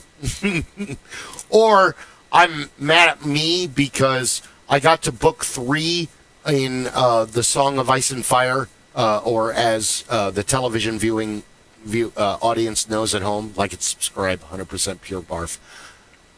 The Game of Thrones, which is just the first book. It's the Game of Thrones, the Clash of Kings, the Storm of Swords, and I forget who somebody, and I forget who it was that called it this. Called it the Titties and Dragons show. That's highly accurate. The Titties and Dragons show. Not gonna lie, that's pretty true. It's Europe, like Raymond Feist's Gap series, or Rift War. It's Donaldson's is the Gap series. I hated Stephen R. Donaldson's Tales of the Unbeliever because the dude Thomas Covenant is such a douchebag. He's just unrepentantly miserable. Yeah, he rapes a 14-year-old. You almost deserve to go back to it was pretty horrible. Yeah, you've lost me at the rape of a teenager. And I don't know where it was. I actually made it all the way through all 3 of the first books. You know what? And then tried to start the second series, and I was just, I can't. I didn't even. I got 3/4 of the way through the first book, and I'm like, I can't do this. Well, this was when I was in the Army, and I had a lot of idle time and access to a library, so I read a lot of things then. Fair enough. Well, because he's just a douchebag. But I have to say, as much as I want to punch him in the face for the Thomas Covenant books, I was riveted to the Gap series. I read the first 2 or the first 3. The Dark and Angry God Rising is the next book I need to read, where they got Thermopylae and they turned him into an android or a cyborg, basically, that they can. What little time I get to read anymore, I'm usually reading reference material about the games I'm running. Yeah, it's like got to read up on the next part of the adventure because I run a weekly game on Thursday nights, and that's why it hurt when Chris was like, "Give me a reading list." It's like, dude, I haven't been able to enjoy reading for a long time because I've constantly been stressing about money But Eddings came up with the ultimate formula, and he just kind of repeated it as far as I know. Now I've only read book 1. First 5 was fun. The Belgarian, the Malort. The second one was all right too. And book 11, book 12, Polgar the Sorceress. It's fucking. It's boring. I mean, I don't want to hear fucking a chapter on roses, and then she finally gets mugged, and that's like 3 sentences, and it's over. She's the most powerful sorceress in the fucking world, and we have to hear about roses? I don't have enough middle fingers for this. Meanwhile, Belgarath the Sorcerer, that's fucking awesome, because you get through... Okay, how old's Gary in Pawn of Prophecy 5, 6. It's He's been a long time since I read these books. Probably 40 years. 4 or 5. He's a scullery boy, so he has to be able to reach the basin to wash the dishes, and he has to be strong enough to wash dishes. So I'm going to put him about 6. Now, Mr. Wolf, it's Belgarath. Mr. Wolf is this obsequious character that comes and goes, and he's, he's awesome.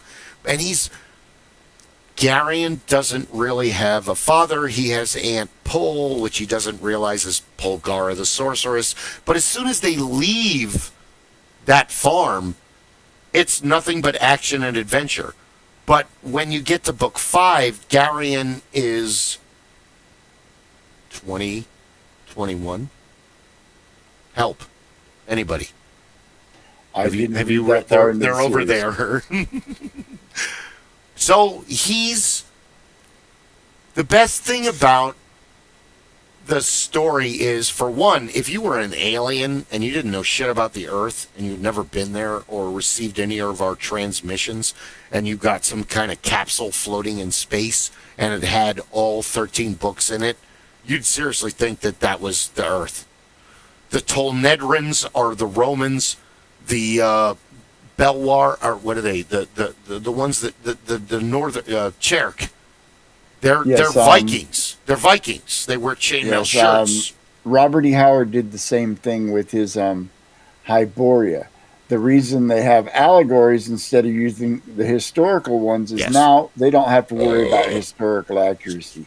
You had the Zingarans, who were the Spaniards, the Aquilonians, who were the Romans, the Shemish, who were the Judaic people. You had the Stygians, you had the Khitans, which were the Chinese, and the Yamatai, which were the Japanese. And, he had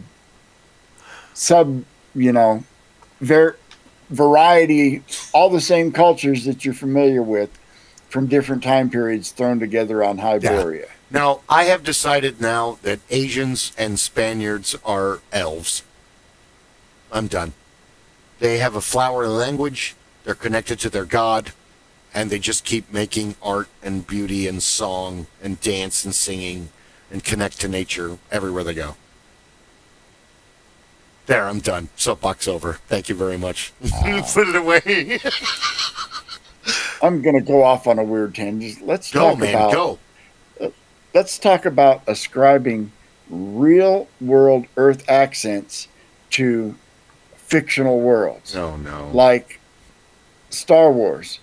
The Imperial accent all sounds stuffy British. It took a long time for them to suddenly break away from everybody sounding generic Euro and finally hearing like a Southern accent. Well, there wouldn't be a Southern accent in Star Wars. Fuck yeah, there would be. There wouldn't be an English accent in Star Wars either. The accents would all be completely unrecognizable. If Coruscant has an English accent, why isn't Han Solo played by fucking Michael Caine? Well, he's not from Coruscant. He's from Corellia, and they don't have the English. The English accent is the Imperial accent. Yeah. You rebels. Diving down the Star Wars hole. But. Well, even with Star Trek, you've got all kinds of different accents, and then all the aliens have these bizarre takes on European accents. So let's talk about ascribing accents to fantasy races. Like, ever since John Rhys Davies was Gimli, now all dwarves are Scottish. I don't agree. They were Scottish before that. Come on. No, they weren't. They were. They were German. They were in German my games, they were German. But if you go back to the first Baldur's Gate video game, by Moradin's hammer. Dude, they're fucking English. They're fucking Manchester Welsh, if anything. Or, oh my God, if you go back to Ricky Gervais's interview, or no, not his. There's an interview where they have Theoden, what's his name, that played Theoden King, and he talks about he didn't originally audition for Theoden. He auditioned for Gimli. And he's like, are you kidding me? You wanted Gimli to have this bumpkin accent? Like, I could have been from Scouse, from Liverpool. All this about a ring. Gandalf. You're right, though. We ascribe accents. It's the same difference as having all the Romans in every movie in history having British accents. Really? Yes. Fenner does not like British accents. I can't help it. That's not true. He loved Paul. I was there. I saw him lick him a whole bunch of times. Like in my D&D games, the drow elves, or drow if you don't pronounce it drow. In my game, I decided that the drow are the French. Ooh, I can see we're gonna that. get letters, dude. Fucking hey. I can see that. I think they See, should the have. dwarves would all have to be Northern European. No, So they would either be coming from the steppes, or they would be coming up from Norway, from the Arctic, just below the Arctic Circle. Okay. So they would have that more Russian style of language and strong, hard voices. Orcs would be Russian. No. You guys are trying to ascribe Earth accent. Fenner. I'll wait. I love it. Oh! Anyway, you're trying to. I know, really. You're trying to ascribe Earth, yes, to because it's the only reference Forgotten we Realms. have. Because, well, no, the drow. It both sound cool. I don't fucking care. However you want to. Tomato. They should have an alien sounding accent. It shouldn't even sound. They should. Anything But like. how do you make an alien accent that doesn't? That's a lot harder than you'd think it would be. You have to. In the 1930s and the 40s, they invented an accent for movies. The reason all of the people in the movies in the 30s and 40s sound the same, it's that mid-Atlantic accent, which doesn't freaking exist. It was made for the movies. And when I went to radio school, they gave us vocal coaching. They taught us how to file the edges off of your accent so that you sound like you're from the middle of nowhere. That's right. Tonight on CBS, we're having news. A rain event is happening in your area. What you in radio parlance, what you did there, when you're talking like an announcer and stuff, yeah, that's not well received in most radio circles. It's called puking. You sound puking. Yes. Puking. Puking all over the place. Yeah. The announcer voice.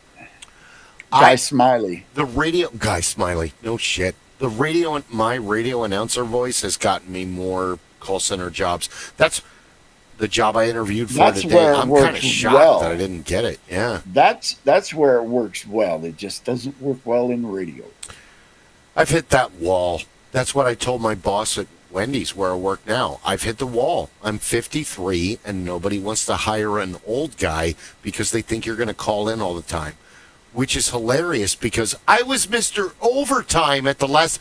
Bill, can you stay till midnight? Bill, can you stay till 3? Can you stay till 3? Can you stay till 3? I was averaging at my last job like 54 hours a week. Now I can't even get 40 hours. But it's a different world. They don't want to pay the full time. Why should I register with the government and do all the shit and have a bunch of full-time employees when I can have twice as many part-time employees, and then I don't have to pay as much for insurance and for all the other... Remember... Cheap Channel Communications did that to me for years. I worked in radio, and they kept me under a certain number of hours so that I wouldn't qualify for benefits and be a full-time employee. Yeah. But they changed their name. They're not Cheap Channel Communications anymore. They are iHeartMoney. iHeartMoney. We're not affiliated with them. We have one sponsor, and it's Body and Soul Candles. Contact Lauren now. Get your candles for Christmas or Hanukkah or all of them. She makes amazing candles. Everyone that's within my close personal circle absolutely loves her candles. There, that's my plug. Not a sponsor, but excuse me. This stream powered by Liquid Death. Liquid Death. Liquid Death and Jim Beam and marijuana and Then Kroger you know soda. what this is? Liquid Diet Death is just Cola. no, it's not. Liquid Death is just water. It's water. It's water. carbonated. That's carbonated water that tastes like Dr. Pepper. But Really? yeah, Really? yes, it's got a little bit of agave nectar and some stevia. 20 calories a whole can, and it tastes like Dr. Pepper. Dr. They Pepper also is have carbonated prune juice. so No. I'm saying that agave and what else makes stevia. stevia. Stevia, which is an artificial sweetener. It's like But it's mostly aspartame. just no, it's not aspartame, which is a chemical. Stevia is a natural plant extract. There's certain words that are awesome. Pagnagluten, viscosity, aspartame, naugahyde. Sorry, I'm easily amused. Hey, nagas can be very vicious. They're only about this big, but they travel in packs, and they can be vicious. That's why you have to get a lot of them to cover the front seat of a 1972 Ford F-150 pickup truck. This is true. That's why it's expensive. It's very expensive to It's get them. made The out of Naugahyde seats, you got to pay money. It's pure Chihuahua. We have taken Bob 2,000 DeVille, Chihuahuas. ladies and gentlemen, Corella's Bob brother. DeVille, Corella. So many Chihuahuas have been made into the Naugahyde. It was made. Yeah. Oh man. No, I'm always amazed when people can do different accents, and I have made it my life quest to be able to imitate all of them on the planet, and I'm okay. Like today at work, they're like, oh, okay, we're working, and then it was quiet, and all of a sudden, after a long pause, someone came into the drive-through, and I'm like, all right, give me the headset, and they're like, what? And I'm like, thank you for coming to the Chum Bucket. How can I help you today? They're like, oh my God, Plankton! I'm like, I've done that before a bunch of times. Hello, Plankton. He's one of the greatest. Plankton is the greatest villain ever, not just in SpongeBob, but in a lot of literature. No. The greatest villain ever is Don Carnage. Okay, oh, kabang, kabong. But Plankton's great You are. because he never gives up. Do not be the clever one with me. You are not qualified. Plansies lemon scented. I love Plankton. And Mr. Lawrence is hilarious. There is actually, and I've talked about it before, but there's an episode where they have Tom Kenny and Clancy Brown and Bill Faker Barrow, and they're all reading the very first episode of SpongeBob. And they have it up on the screen, and they're reading the script, and they're wearing, like, Tom Kenny has a SpongeBob shirt, and they all have shirts on of who they are, and all of a sudden, 3/4 of the way through the episode, Mr. Lawrence comes running out of the side wearing a Plankton shirt. All right, I'm not in this episode. I would have, and they're like, Plankton, you're not in this episode, and all of them are like, no, you're literally not in this episode. Well, all right. I'm going to go now. And he leaves, and all the kids are, like, screaming. It's in front of a live audience. It's actually really funny. Live readings, I love them. Yeah.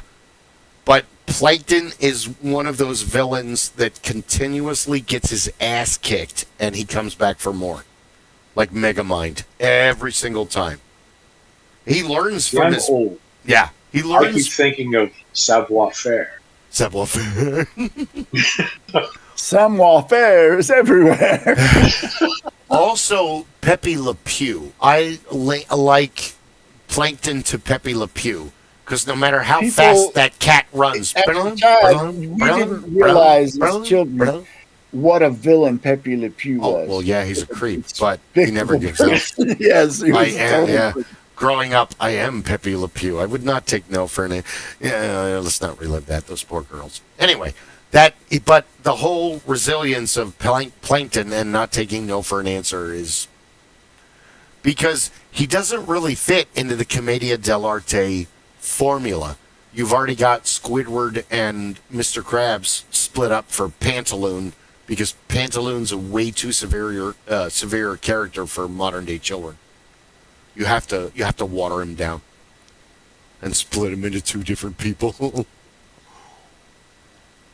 But even Plankton, when there's that episode when Plankton goes into the alternate reality where he runs the Krusty Krab and Mr. Krabs is running the chum bucket, but instead of SpongeBob is working the register and Plankton is working the grill. Have you seen this one? Oh my God. And all of a sudden one of the customer fish is like, "Do you think this is funny?" And Plankton's like, "In a cosmic sort of way, I do." And all of a sudden, he looks at the hamburger, and it's disgusting. He's like, "Squidward!" And he goes back and he yells at Squidward, because Squidward doesn't give a shit about his job. SpongeBob is what makes the Krusty Krab great. He's the one who actually, loves what he's doing. There's a lot of beauty in the simplicity of figuring out where you fit in. Sorry. Didn't mean to have existential blues there for a second, but here we go. Okay. I fit in the front seat of a 1946 CJ2A 4-cylinder with Fenner riding shotgun and Gretchen asleep in the back. Me tooling down the old state route, the other side of Black Canyon City. Okay. That's where I fit in. Pete's got that white Willys, and you said this would be a great teaching tool. It's only $500. I know that in the reality of the future, we could come up with that. But we have to talk about this right now. And I know what you're going to say, and it's eventually going to come to live at my house. But the Frankenstein truck, he wants it out of the yard. I really don't want him to scrap it, because I think we can get that running. And I know you were talking about, let's build the cab out of nothing. I'm kind of looking at it as a convertible truck. That would be kind of awesome. Yep. So I'm kind of thinking, let me get the front yard ready, and we could I'll back up the 66. We could drop it off, and then we can make Will It Run videos. That could be done. Excellent. I'm glad you're on board with this. We still have the 235 in the back. I have to drain the oil pan and then flip it over and then take that off. And then, like you said, you wanted to take a look at the the cram and the can. Oh, they're going to be rusted solid. Maybe. Worse vehicles have been running. If you ever want to have faith in an old vehicle, look up Merlin's Old School Garage. And there's an episode where they worked on what they were calling the Yellow Submarine. Oh, my God. And it was a jet boat that had been sunk at Lake Powell, I think it was. Really? And they pulled it out after all of the drought. They went out and they pulled this jet boat out of the prairie that was left when the lake receded. It had a Ford 460 V8 in it. So this is the Fab Rats guys and okay. Merlin's Old School Wally Garage. and all those dudes. Pete The Fab Rats guys restored or worked on the boat, worked on getting the boat back together again. Merlin takes the 460 back to his place. Now, this thing had been underwater for 20 years. He cleans out the motor, and in his driveway, sitting on the concrete, he gets it loosened up, and he gets the damn thing to fire and run. Really? So there are, well, you've seen the same guys, that nice Southern gentleman that does all the Will It Run, because he pulls stuff out of the Tennessee backwoods. Oh, I thought you were talking about Arkansas Jennings Motorsports. He's one of my favorites. Yeah, I've got Mr. a Jennings, 1960. Oh my God, I love his video. And he's got that motor you've got back there. If we can pull the pistons out and the bores are not that bad, you can run a dingle ball home through it and get it to run well enough to say, look, it starts. I wouldn't trust it to drive to Circle K to put gas in the tank, but it runs. Dude, when we were at that one guy's house and you found that and you're like, here, you're going to need that for that engine in the backyard, it's on the table. I have it. Yep. It's in the plastic thing. I've never opened it. The only thing that we need for the 1954 Chevy, I have the grill, both fenders, the cab is at Pete's. We're taking the 47 GMC panel truck off of the frame and chassis and putting it on the 86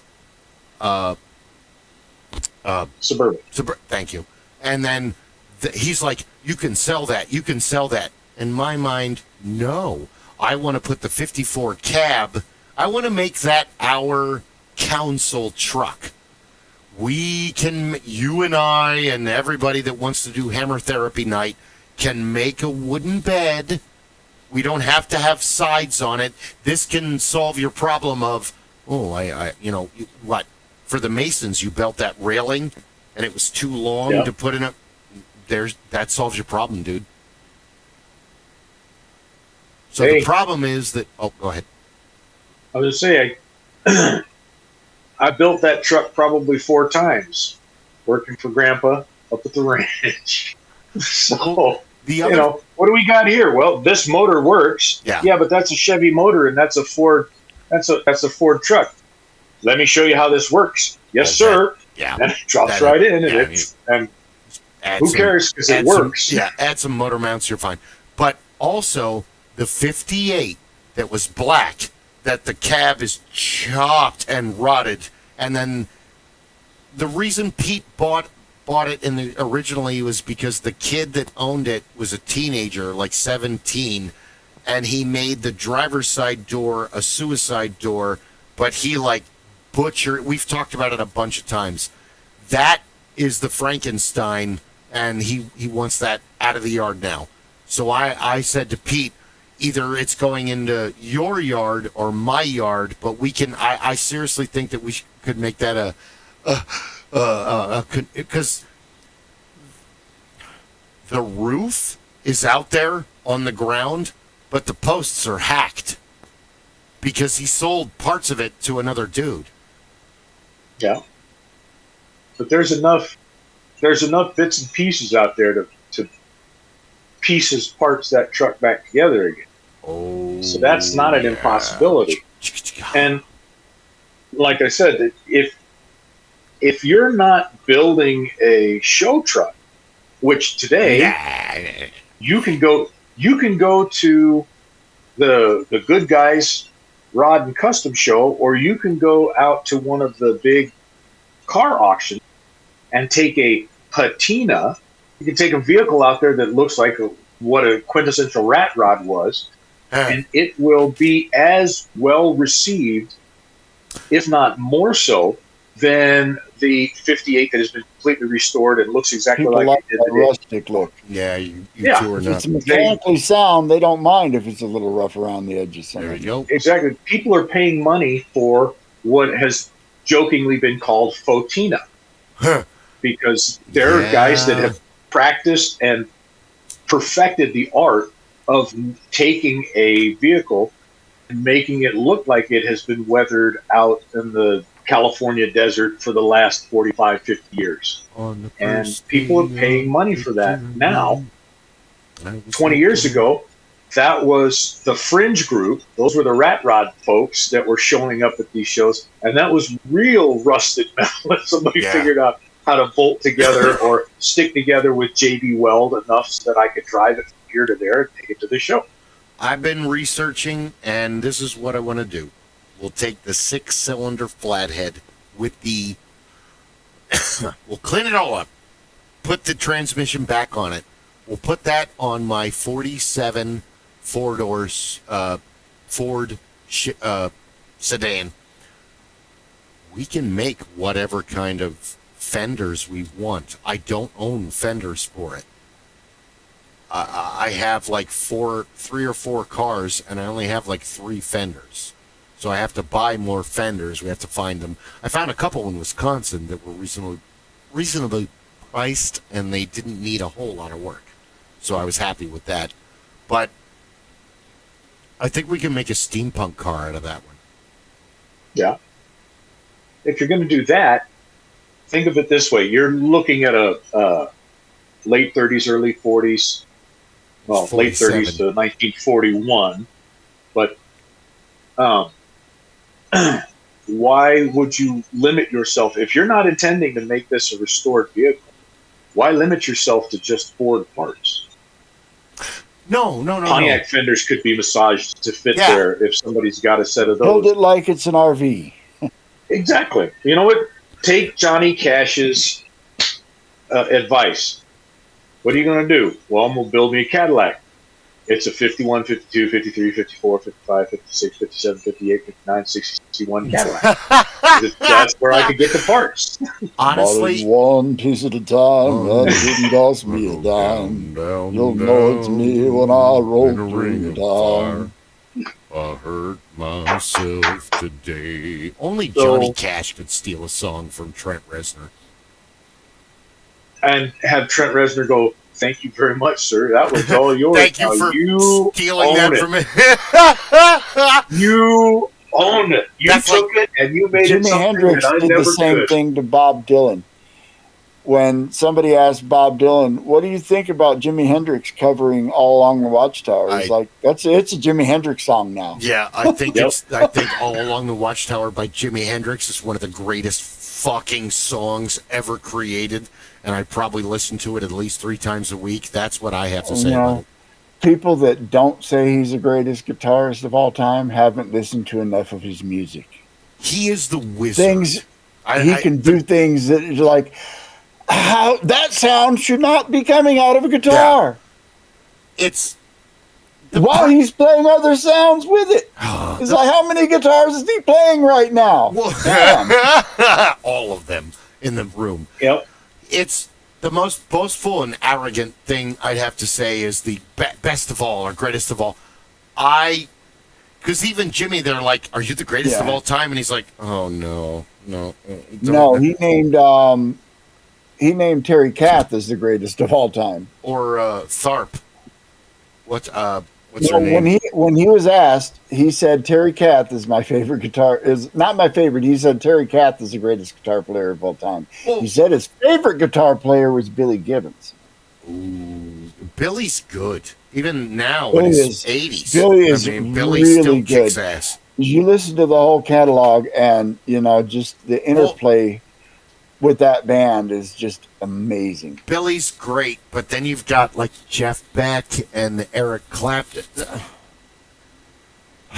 The problem is, it's like, this guy's great, but then there's this guy, and he does blues and bluegrass. Oh God, there is that guy. John Lee Hooker and Jeff. You don't really compare. Winters, you just have favorites. Who's your favorite guitar player? Yeah, honestly, I would hate to do. I don't know. I'm asking you directly. Who's your favorite guitar player? Oh, that's if you had to pick just one. Ouch. First off, yikes. But Jimmy. All right, I'm gonna go with Jimmy. Jimmy. He's. I love Jimmy, but he's not my favorite. He's probably better than my favorite guitar player. I would rather pick a favorite for each genre than one overall favorite. There, I voted it up finally. My favorite is Richie Blackmore. Ooh. Because Deep Purple is my favorite band, although in my old age, actually Iron Maiden is starting to push it out. But then you've got like KK Downing from Judas, Yngwie, Glenn Tipton.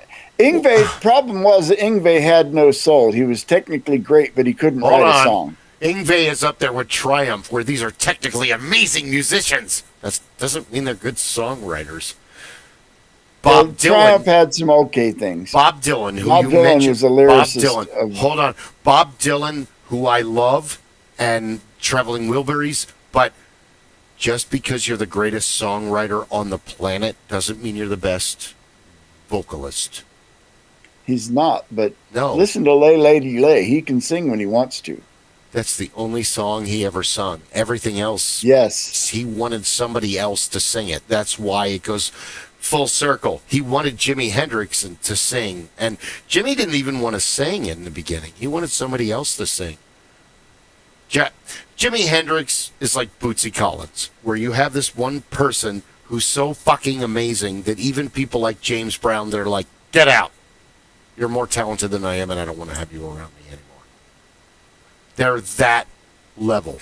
So the problem is that with Collins is like my third favorite Bootsy Collins guitar player. Well, he's up there with Les Claypool and so many others where it's like, see, this Les guy's Claypool's great, but I'm not a big Primus fan.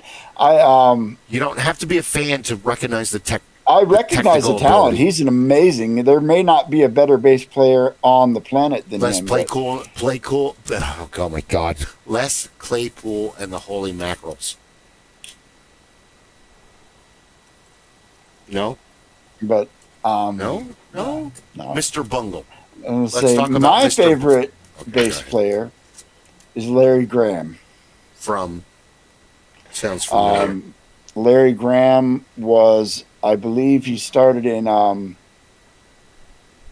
James Brown's band. He's the guy that invented slap bass. Oh, really? He had his own band in the 70s, Graham Central Station. Yeah. Yep. My favorite guitarist of all time will always be David Gilmour. Hold on, we're getting into guitarists now. Whole nother world. And bassists, my favorite bassist was Joey DeMaio. Larry Graham wasn't part of James Brown's band. He was the bass player for Sly and the Family Stone. Mm-hmm. Yep. And there's a great documentary out there about Sly. You should watch. The dude was amazing.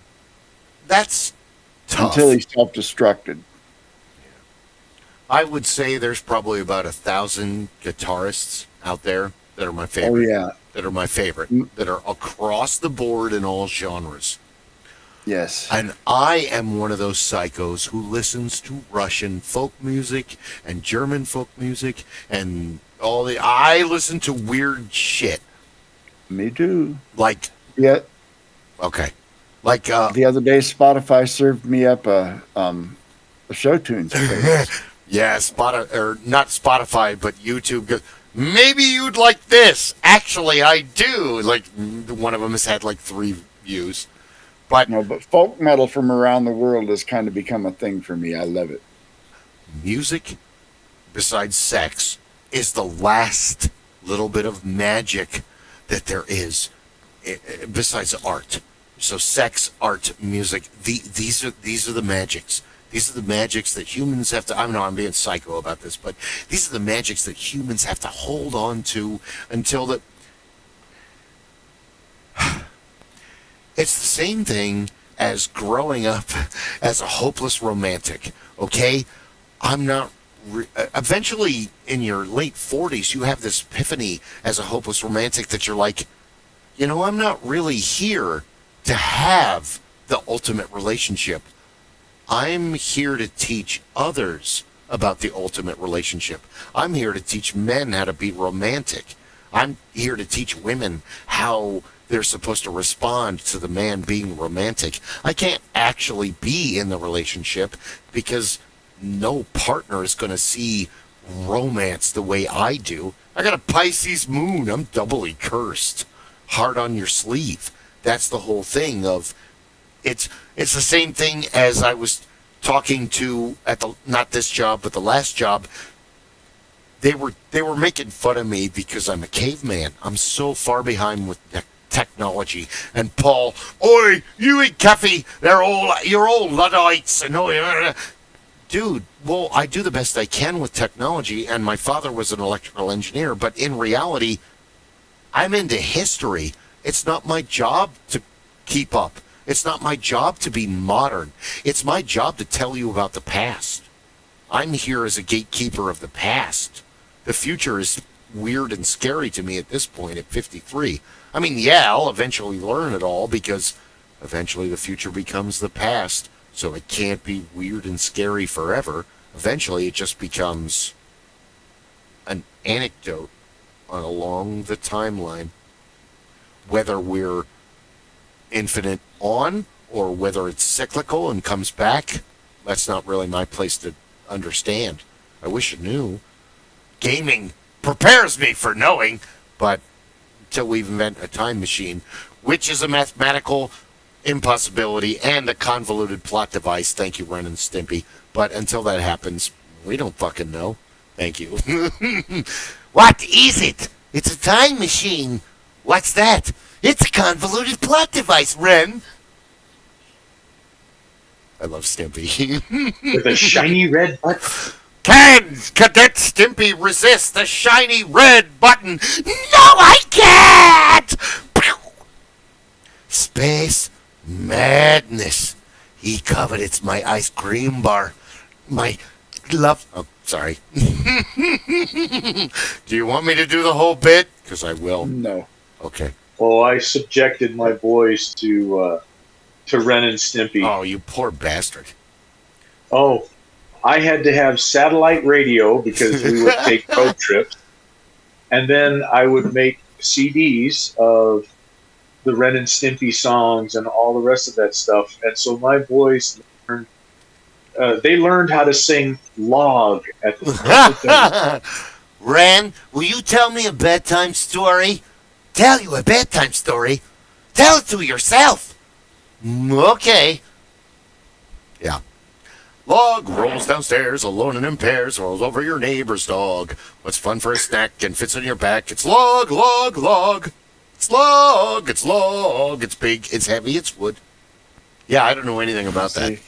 I've only seen like maybe 3 or 4 episodes of Ren and Stimpy, and I remember Powdered Toast Man. Frank Zappa, right before he died. Powdered old toast, friend, Stinky Whistleteats. Man, Stinky Whistleteats. I'll teach you how to. I'll teach you how to be happy. I'll teach your grandmother how to suck eggs. Happy, happy, joy, joy, happy, happy, joy, joy. Or the best is when they join the army. Congratulations, you're now tank paratroopers. Still funny 40 years later. Oh, see, now my boys grew up, I grew up in a military household. So I quite literally was awakened by Reveille more times than I care to remember. So yeah, my boys decided that they were going to be cute. Well, I was an audiophile. So I had 6.5 foot tall speakers. And I had an original recording of Reveille. And so boys didn't want to get up. I gave my now ex-wife a pair of headphones. What are you going to do? I'm going to wake the boys up. Oh, probably torture. The rest of the neighborhood. Kid torture. It's called kid torture. Remember Billy Madison when he plays dodgeball with the boys in the kindergarten? Yep. Boys come walking in. My oldest walks into the bedroom, looks at me with the traditional fists on his hips, and the one-word statement, "Seriously? You're up, aren't you?" It worked. What is it, man? Excuse me. I need to have those hog jows. Well, all you have to do is go across the yard. I bet there's some big dog guarding the hog jows. No, not a dog. Okay, I'm gonna go for it. There's no dog. No, no dog. But there's a baboon. Oh, no. Ow. Oh, ah. Yeah, Ren and Stimpy was awesome. You know what I wanted to see more of that I only saw like 3 episodes of? Now that we're on late or 90s cartoons, Pirates of Darkwater. Noiji Tot! Which is what the one dude would I got to see the first episode, and that was it. I saw like 3. It looked, it was awesome.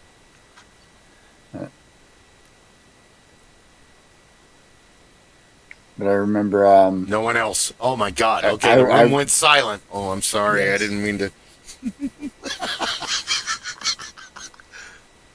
Okay, Starfinder, please enlighten us. Okay, Starfinder. Starfinder. What do you want to know about Starfinder. I gave Clay. You think you're getting a deal on eBay, and you get so excited that you just hit buy, but you don't really read the description. So the book is like this big.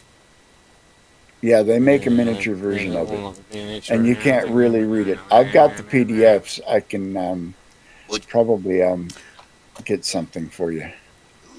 Please correct my ignorance, because I'm an asshole about this, or I'm a dick about it, and I don't fucking care. Pathfinder is D&D for video game players. Jocks. No. Okay, slap me around. Go ahead. No. All right.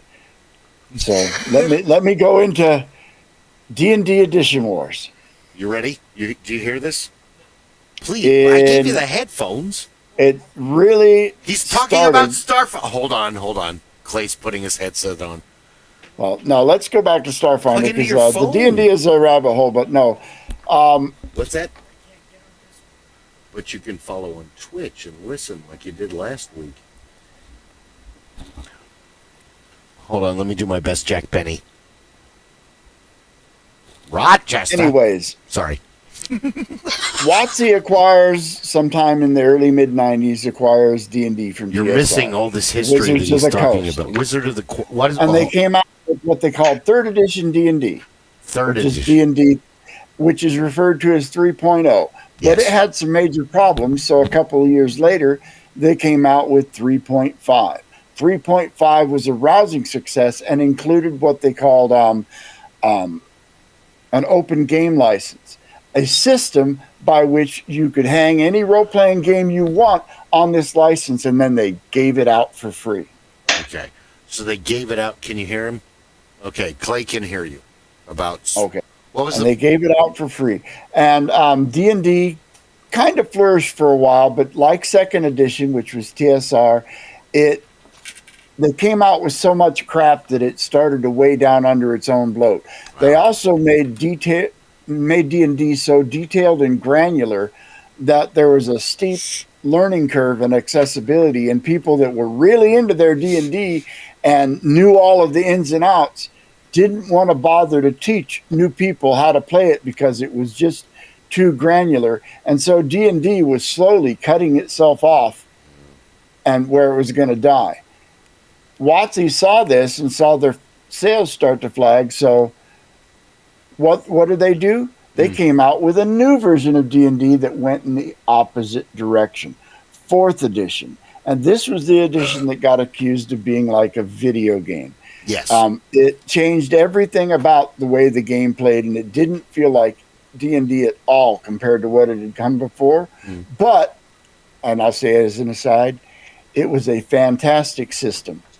Pathfinder. But it created a division between the 3.5 players and the 4E players, partially because when WotC came out with 4th edition, they pulled all the 3.5 product from the shelf. Didn't sell it, didn't allow distribution anymore. Okay, that makes sense. Gone.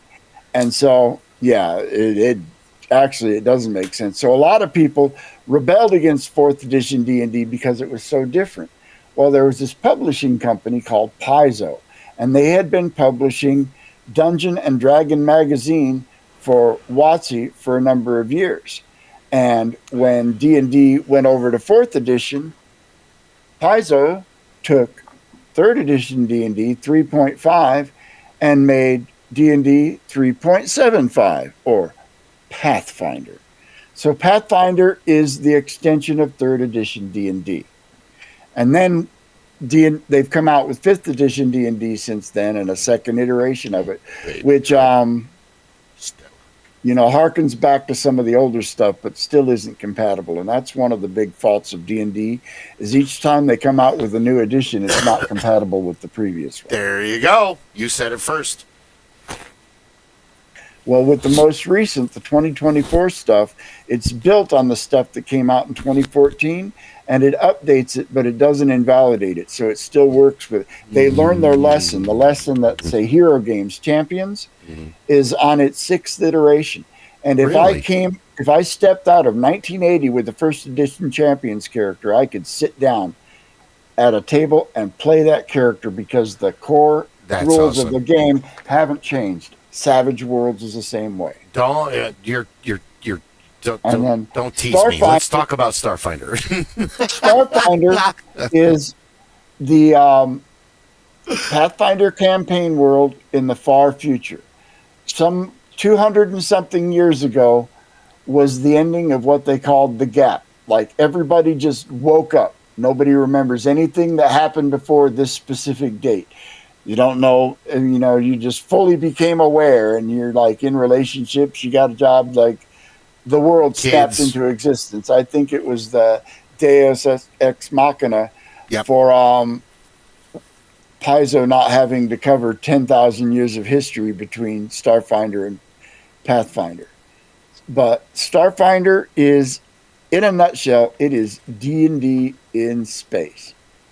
It's got all the technology of Star Wars, starships, laser blasters, power armor, all of it. But it has elves and dwarves and dragons and magic missiles. And four-armed guys and rat people and lizard dudes. It's got alien races.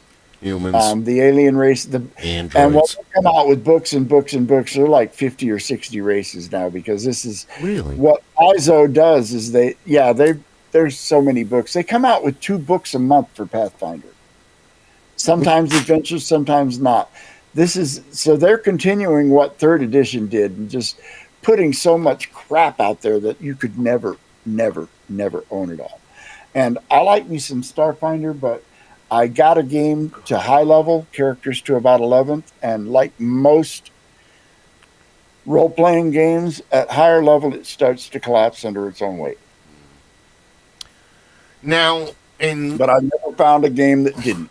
Hold on. Except maybe Savage Worlds. You've got Absalom Station, which is Absalom Station is the allegory to Absalom City in Pathfinder. It is supposedly the same place, although it's like grand melting pot of. It is a grand melting pot. It's the giant ancient Babylon 5. Nobody knows who's built it. It's been there a long time, kind of. Gotcha. And then you've got a whole solar system of planets, each which has its own races. And, there's a planet of dragons. There's a planet of drow. There's a planet of undead. There's a planet of undead. There's a destroyed planet that's now an asteroid belt that holds some mysteries. There is a planet that's entirely automated. I want to go back to the planet that we went to, and it's a junkyard. Nothing but spaceships on this entire planet. Oh, it's an engineer's dream. Oh my God, I'm going to restore all of Yes, that's Akaton. Yes, we encountered those insect people. They were awesome. But that's the total difference between gamers. Dude, we should offer these guys food and trade with them. Why? You don't know what they know. Not only that, what if they know about a really cool spaceship that's rare and valuable, and all we have to do is be nice to them, and these fucking insect Jawas take us right to the spaceship? And what happened? Sorry, go ahead. But yes, Starfinder will play a lot like D&D. You have character classes and levels, just like D&D. You roll a 20-sided die and you add a number and see if you hit, and it plays like D&D in space. Well, you've got, what are the lizard guys called? That are like the what? Vesk. Vesk. So it's almost like the Vrusk from Star Frontiers, but they're completely different. Like the no, they're more like Klingons. The Vesk are a lizard-like race that was at war with I forget what they call it. It's not the Federation, but there's a coalition of. It's been 2 years since I ran Starfinder. Never mind. I'm fucking with you. Sorry. But the Vesk and the Vesk were. I can't think of the name of it. Were at war with. We'll call them the Federation, even though that's not what they're called. We're at war with the Federation, and a third alien species called the Hive showed up, and they had to band together to beat it.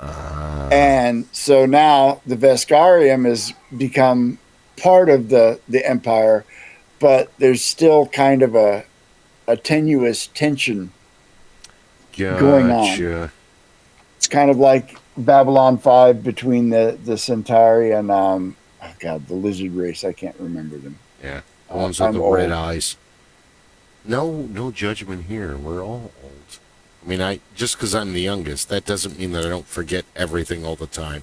We have 48 episodes before this. Episode 49, like and subscribe. Thank you very much.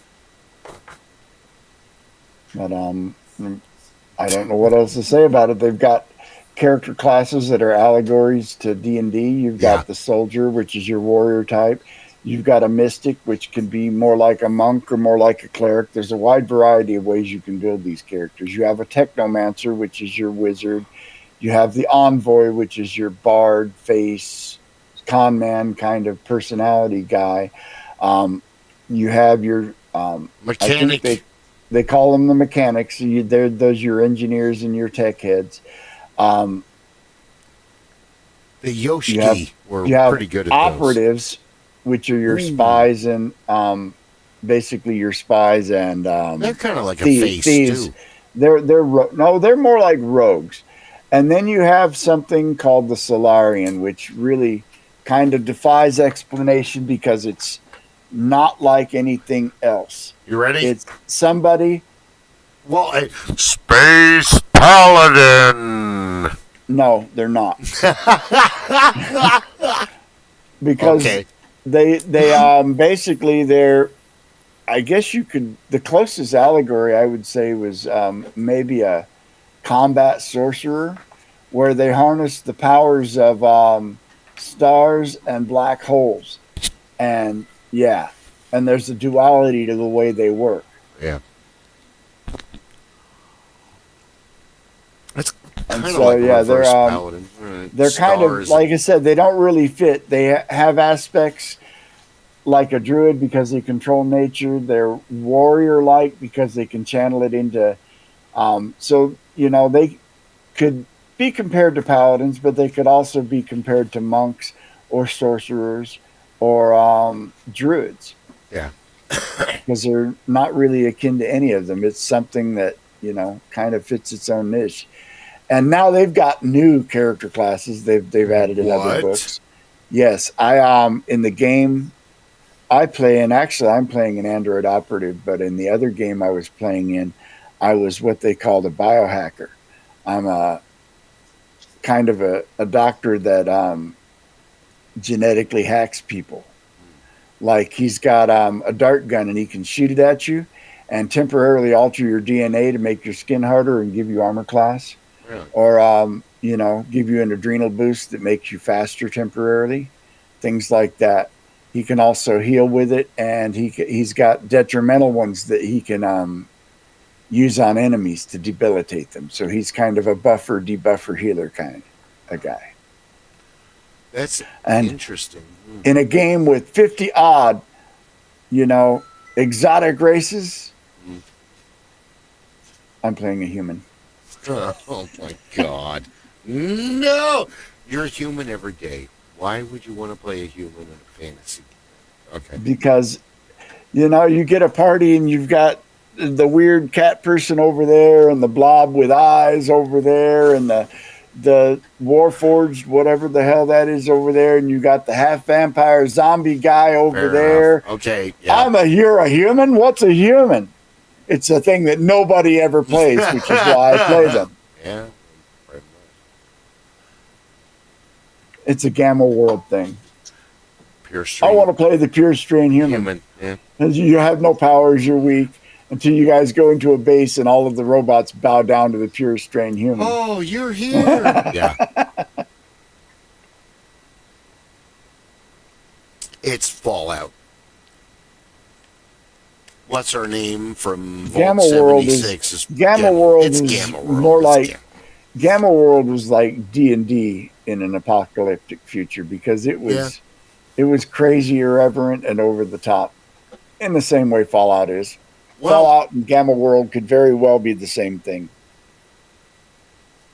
I say that several times while playing 76 with Ed, one of our other council members.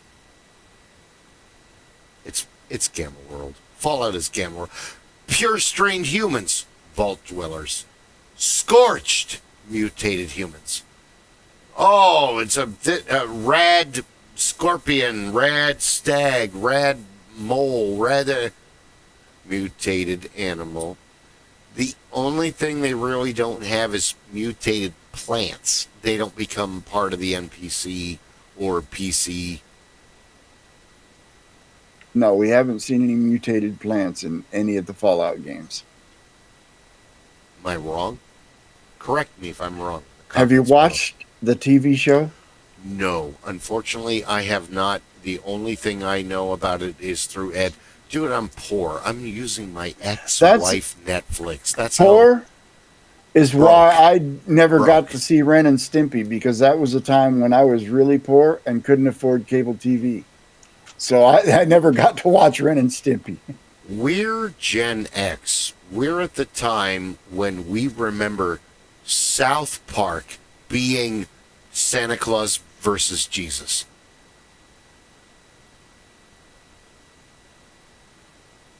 Now, movies, shows, how many seasons? I myself, well, it starts there, Clay, and it goes all the way over to there to the other side of the bookshelf. South Park. You don't watch South Park. Well, I know old South Park. I'm not up on new South Park. But I remember when South Park was long ago, Matt and Trey went, okay, we'll make a cartoon and it'll become famous and we'll become rich. And then we'll create the greatest band that ever lives, and we'll have the money from the cartoon to have people teach us how to play instruments. And Didn't work out like that. it didn't. I mean, the Brian Boitano song from the movie, what would Brian Boitano do if he was here right now? Double vag, double anal. That's the two of them. And it's good. It's great. But they don't need to become a band now that they're the... South Park must never go away, because it's on the Mel Brooks level of comedy of make fun of everybody, nobody's safe, we're all going to laugh at each other together. And we forgot that in the last 20 years. Well, they even have a disclaimer at the beginning of each show that says it's not fit to be watched. There you go.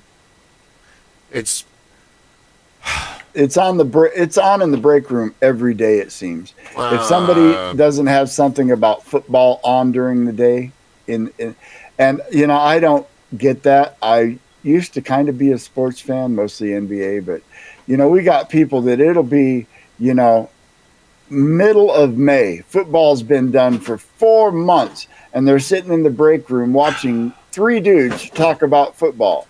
Dude, isn't that just a little bit homoerotic? I like sports with weapons. Baseball, you get a bat. You're way ahead, but you're not allowed to take it out of home. Oh, that's just like now. I got lots of weapons at home that I can't leave with them at, you got to keep them at home. Football, you just got padding. There's no weapons involved. Golf, you get a club, but you're just fighting a ball and a bunch of holes. Badminton. Football, you Tennis. get armor. What? Football, you get armor. Okay. That was why I loved football. I got to hit people with other people. Don't fucking save this. No, don't save this. No.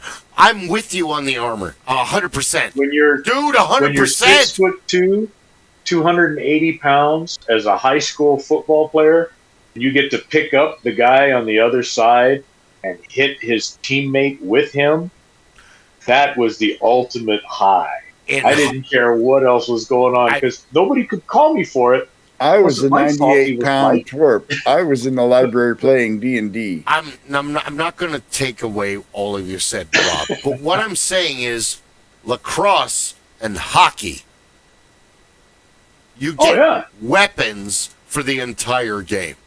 Hockey is the one that I'm the most enamored of because it takes the most skill.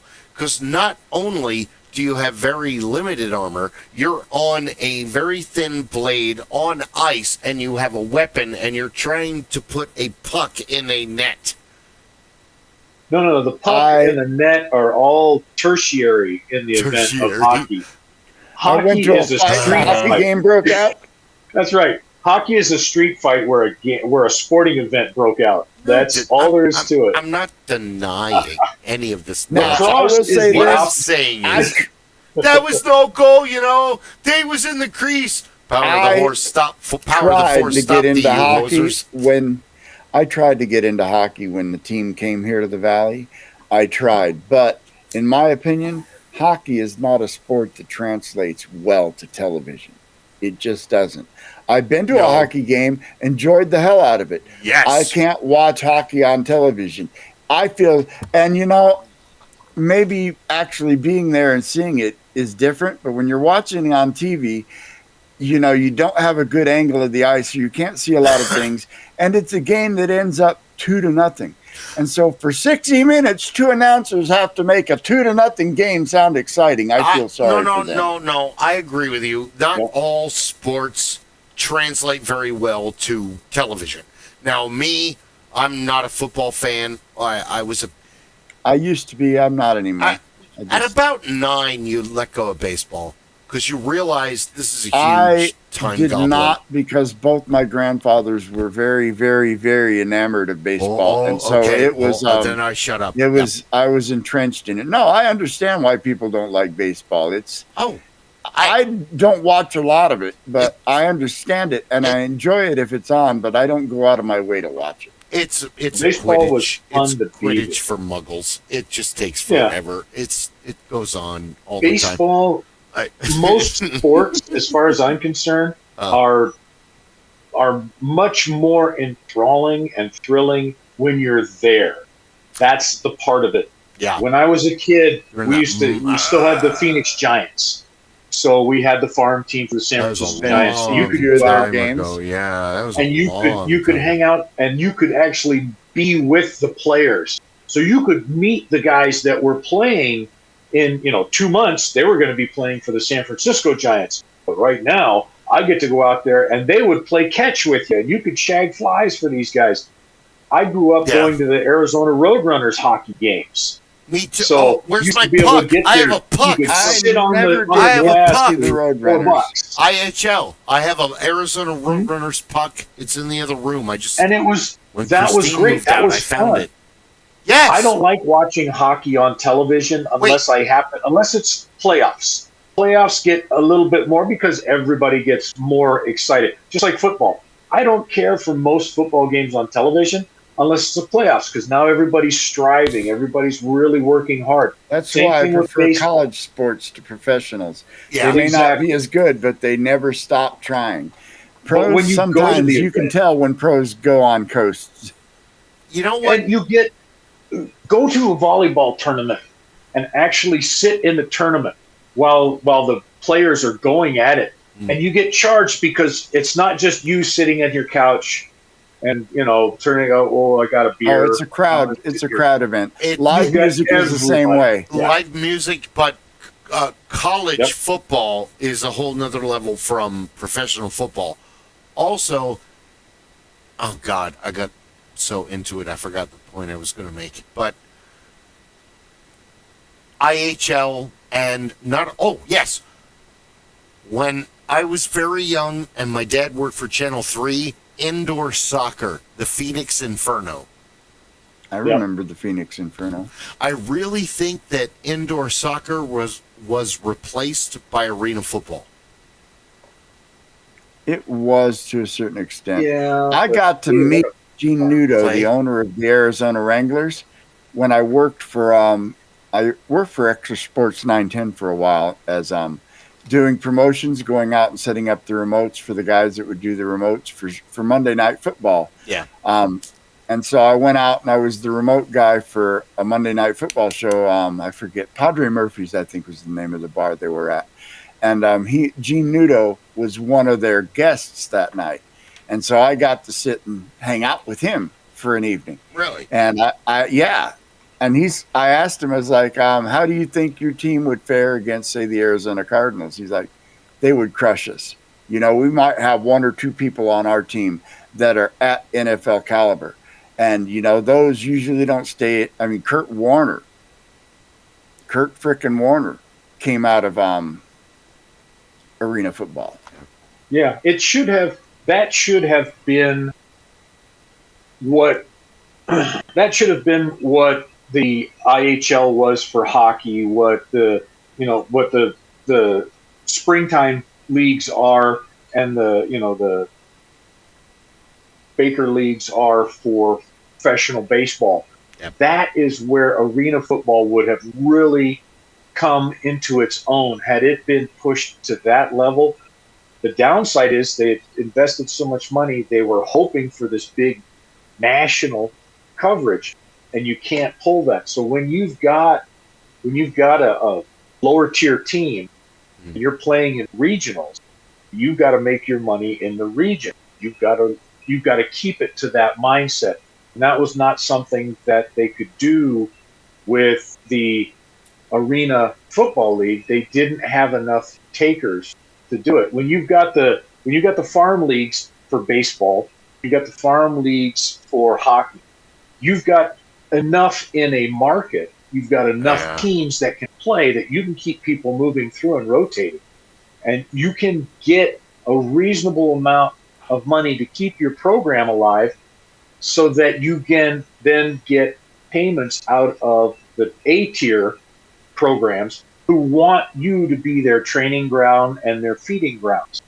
And that's when the Roadrunners were the farm league for the Kings. I got to see Gretzky when he was coming up playing under a different name because he wanted to get more ice time. He would show up here when we were at the Coliseum and play a few games there because he wanted to do it. And that was how he got his time on the ice and how he helped to develop himself and other players. That was the exciting. Yeah. The IHL in the early 90s, the Coliseum was packed, dude. I think I went to 70s. 3 games. Well, I don't know about the 70s. I was there in the 90s. I'm just saying, as a kid in the 70s, I remember going, and the events were packed, and everybody was there.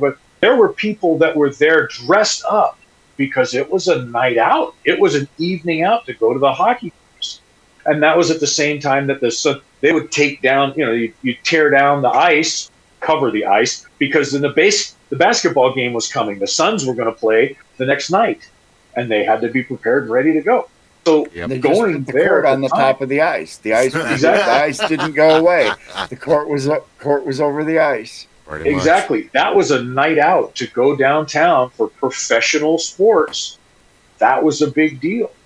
So, the 70s and 80s, and then the Roadrunners ended up having to go away after a time, and we got an NHL team, but they couldn't play the NHL the right way, so ultimately we lost the NHL team.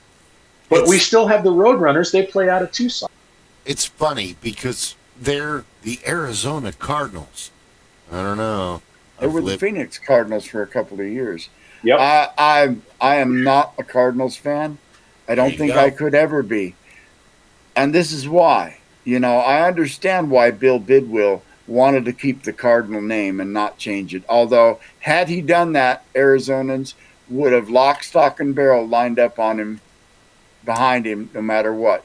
But what he did was he came here, insisted on it continuing to be the Cardinals, and when the vaguely promised stadium deal he didn't get fell through, he stonewalled his team and made it suck for years and years and years and years until he got a stadium built. And then he all of a sudden hired all of this talent, and they went to the Super Bowl. So Bill Bidwell can sit and spin in his grave, and his son can go with him. I can't be a Cardinals fan ever. Now, I remember when they first came about, my father had his own company. My stepfather had his own company. So the first few seasons, they both got season tickets because that was a business thing. but they also had Suns tickets. They also had tickets to all of the events that were going on. They would get tickets to the Phoenix Open, and that was a big part of it. When we had professional baseball at Major League Baseball came. What are they called? It became the Diamondbacks. Go ahead. Yeah. Go ahead. But that was another part of it. And that was a part of the business aspect of it. So when I would go to those events at that time, there would be as many people that were there early on because of a business having purchased the seats or set it up to get that kind of, they wanted to get that kind of exposure to their customers, to their higher tier customers. So you had the money, you wrote off the fact that you bought 4 season tickets, 8 season tickets, and then those season tickets went to either your top staff and your top customers, or they were a giveaway to get a customer in the door. Somebody's coming in the door and they have an opportunity to get these tickets to go to this event. That was a big part of it. After the first couple of years, that started to shift here because now the people were getting into it, and the folks that were transplants here from other places were the ones that I remember. The Cardinals, when they were in St. I remember watching St. Louis. I remember when we did this. So I'm going to go to that game. Or the same ones where, everybody from the Midwest bought tickets whenever Chicago came to town, whenever Green Bay came to town. So that was in the early 90s. I worked for a computer company called Fast Micro, and the guy that owned the company had a box at America West Arena. This is during the Charles Barkley era. And he would routinely on a game day, if he wasn't going to be at the game, would come down onto the floor and just start handing out pairs of tickets. And so I got to go sit in his box seat a couple of times at America West Arena. My argument is just make another team. Well, it dilutes the talent pool. Dude, it's all of America. There's Who gives a shit? Freaking billion people on this planet. It's diluted How many already. universities do we have that have top tier, even second tier sporting programs around the country that are feeding into a limited number of potential spots on these professional teams?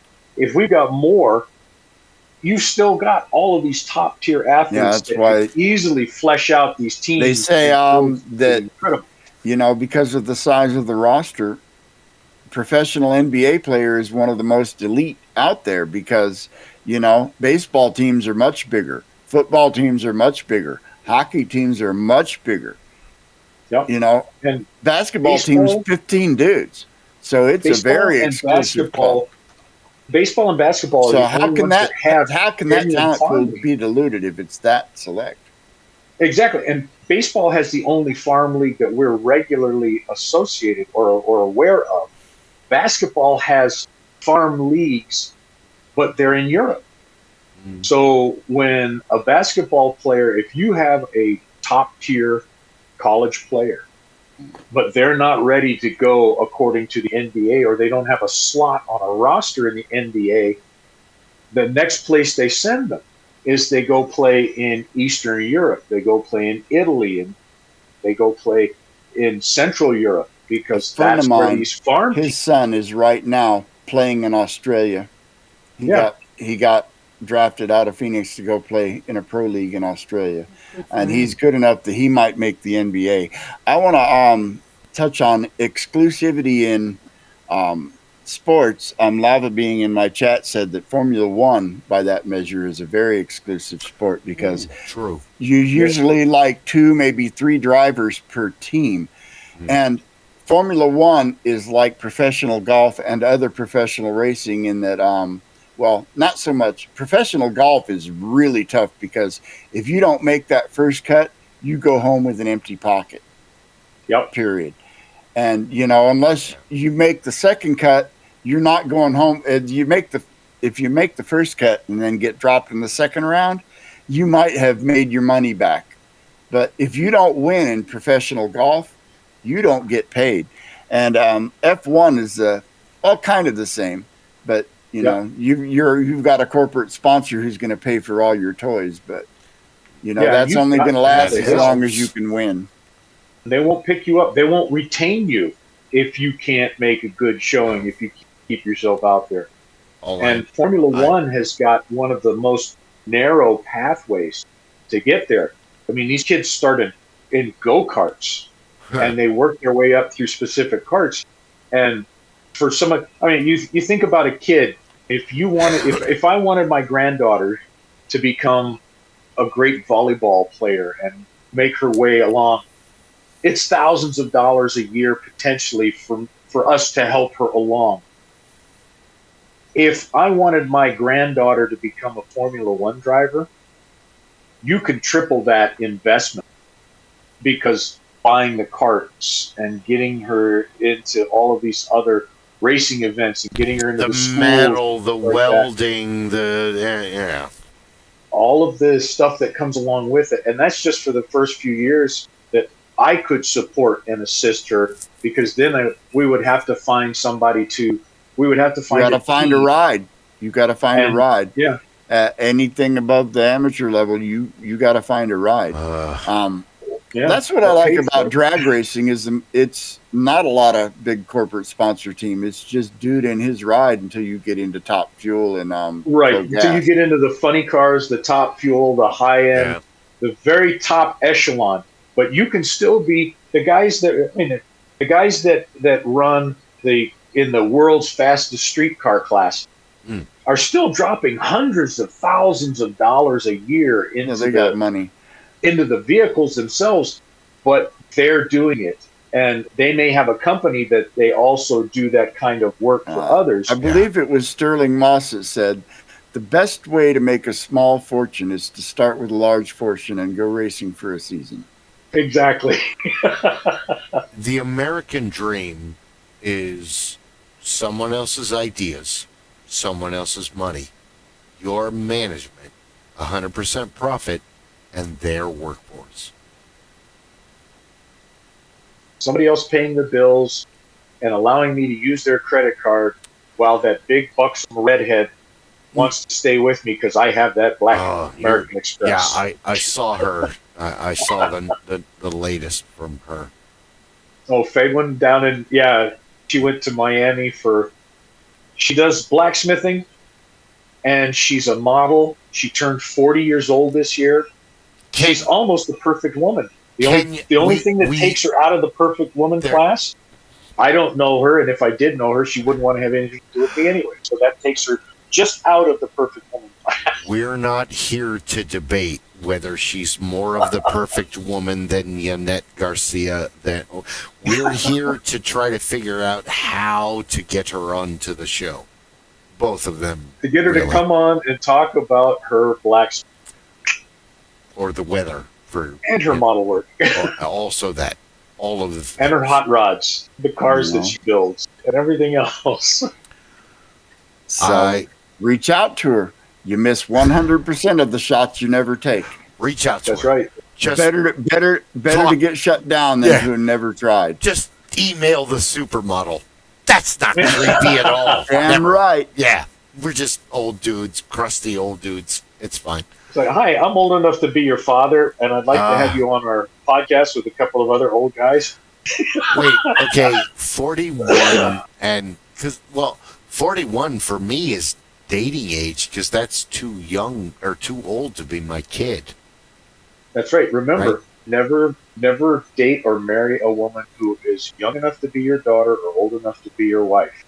Do we want to go down that? We were supposed to be talking about Starfinder, and now we're talking about your ultimate woman. And all right. Yeah, but she's a Pokemon player too. What do you want to know? How much time do we have? We're actually kind of out of time, but I can push it a little bit. We will end here. What? Said we're kind of out of time, but I can push for a little bit. It's up to Rob. He's usually the timekeeper. I'm going to have to step away, but you guys have a field day with Starfinder tonight, because I was looking at some of the stuff, and I think I still have my books. I may have to go peruse those again. Okay, from the last time we played a few years back. For one, it's been a long, depressing Monday, and this podcast, as always, every week is the best thing that's happened to me all week. So I've had a shitty couple of days too, so it's good to decompress. I got off work. I had a job interview. Went out to the ranch. Chino is missing. I spent an hour and a half driving through the desert. I went up to Joe Max, over to Grand, all the way down to Deer Valley. I've looking everywhere for this dog. I'm screaming his name. I'm talking to neighbors. We still haven't found him. I really hope we find him. And then you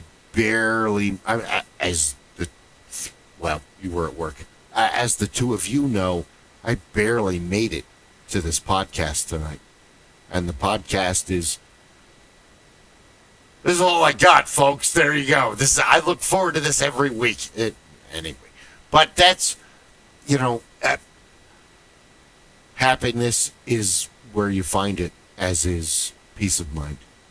And there's a lot to be said for peace of mind.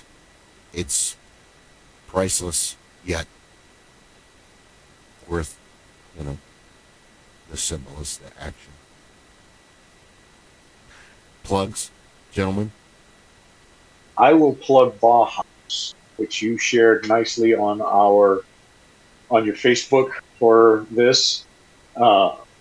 If you're in the Phoenix area, Bauhaus, Bahus, it is an artists group, and they do these incredible marionette shows. Next coming up is going to be December the 20th, which is Saturday, and it's going to be cabaret. They make new marionettes with new costumes, the whole 9 yards for each of these shows. If you have an opportunity, they ask for $20 donation. You can do it. All right, I don't have so much a plug as I guess a warning premonition. Watch this space, my channel, because I built it on running role-playing games, and I'm in talks with these gentlemen and maybe a couple of others into getting a online streamed game back up on probably Saturdays, maybe Fridays. We need to discuss when. But yeah, that's something I want to get back into doing. And then, of course, we have a once a month live Castles and Crusades game that we've had 2 sessions so far. It's been a lot of fun, and we will be bringing it to the Ship of Fools as well going forward. Fantastic. Clay? You have a plug? You're good. Okay. Once again, you could have watched anybody, but you decided to watch us. We thank you very much for that. Like and subscribe. It's very, very important. Follow on Twitch. It's follow. It's not. Yes. Okay. Follow, subscribe is the next step up. Yeah. Subscribe is where, unlike YouTube, where subscribe is just, added to the list, subscribe on Twitch is actually paying money. Money, yeah. Unless you have Prime, Amazon Prime, and then you can get 1 free tier 1 sub a month on the Twitch channel. So watch us. We play video games. We do blacksmithing, ceramics, all D&D, tabletop. We're trying to entertain the masses. Thank you very much for tuning in. Anybody else? Nope, I think we're good to go. Yeah. Good night, gentlemen. And I know you guys will be back here next week. If you guys want to watch next week, watch over on Hornswoggle the Great. I am going to be nerding out in my D&D campaign that I've been playing in for 11 years on the opposite Monday. And so, yeah, it's been going for a long time. Right on. Go check that out on Ship of Fools. Nope, it's not streamed. It's not streamed. That it's not my game, so it's not streamed. Well, nobody else would be on camera, so it would be just hearing people talk. And we're a bunch of old farts, and we ramble, and it's not really a game that people like us would find it entertaining. Yeah. But anyhow, Okay, hold on. Wait, before you go, here's what's happening for us, for like my experience. YouTube is the home of 3 minutes or less. Rumble is where we excel, not only here at the podcast, but also on the once a month Saturday D&D TTRPG tabletop role-playing game. It makes no sense. That's all I have. Thank you. That's All right.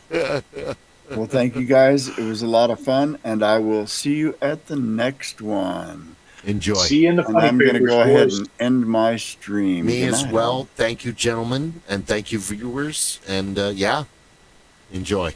Thank you.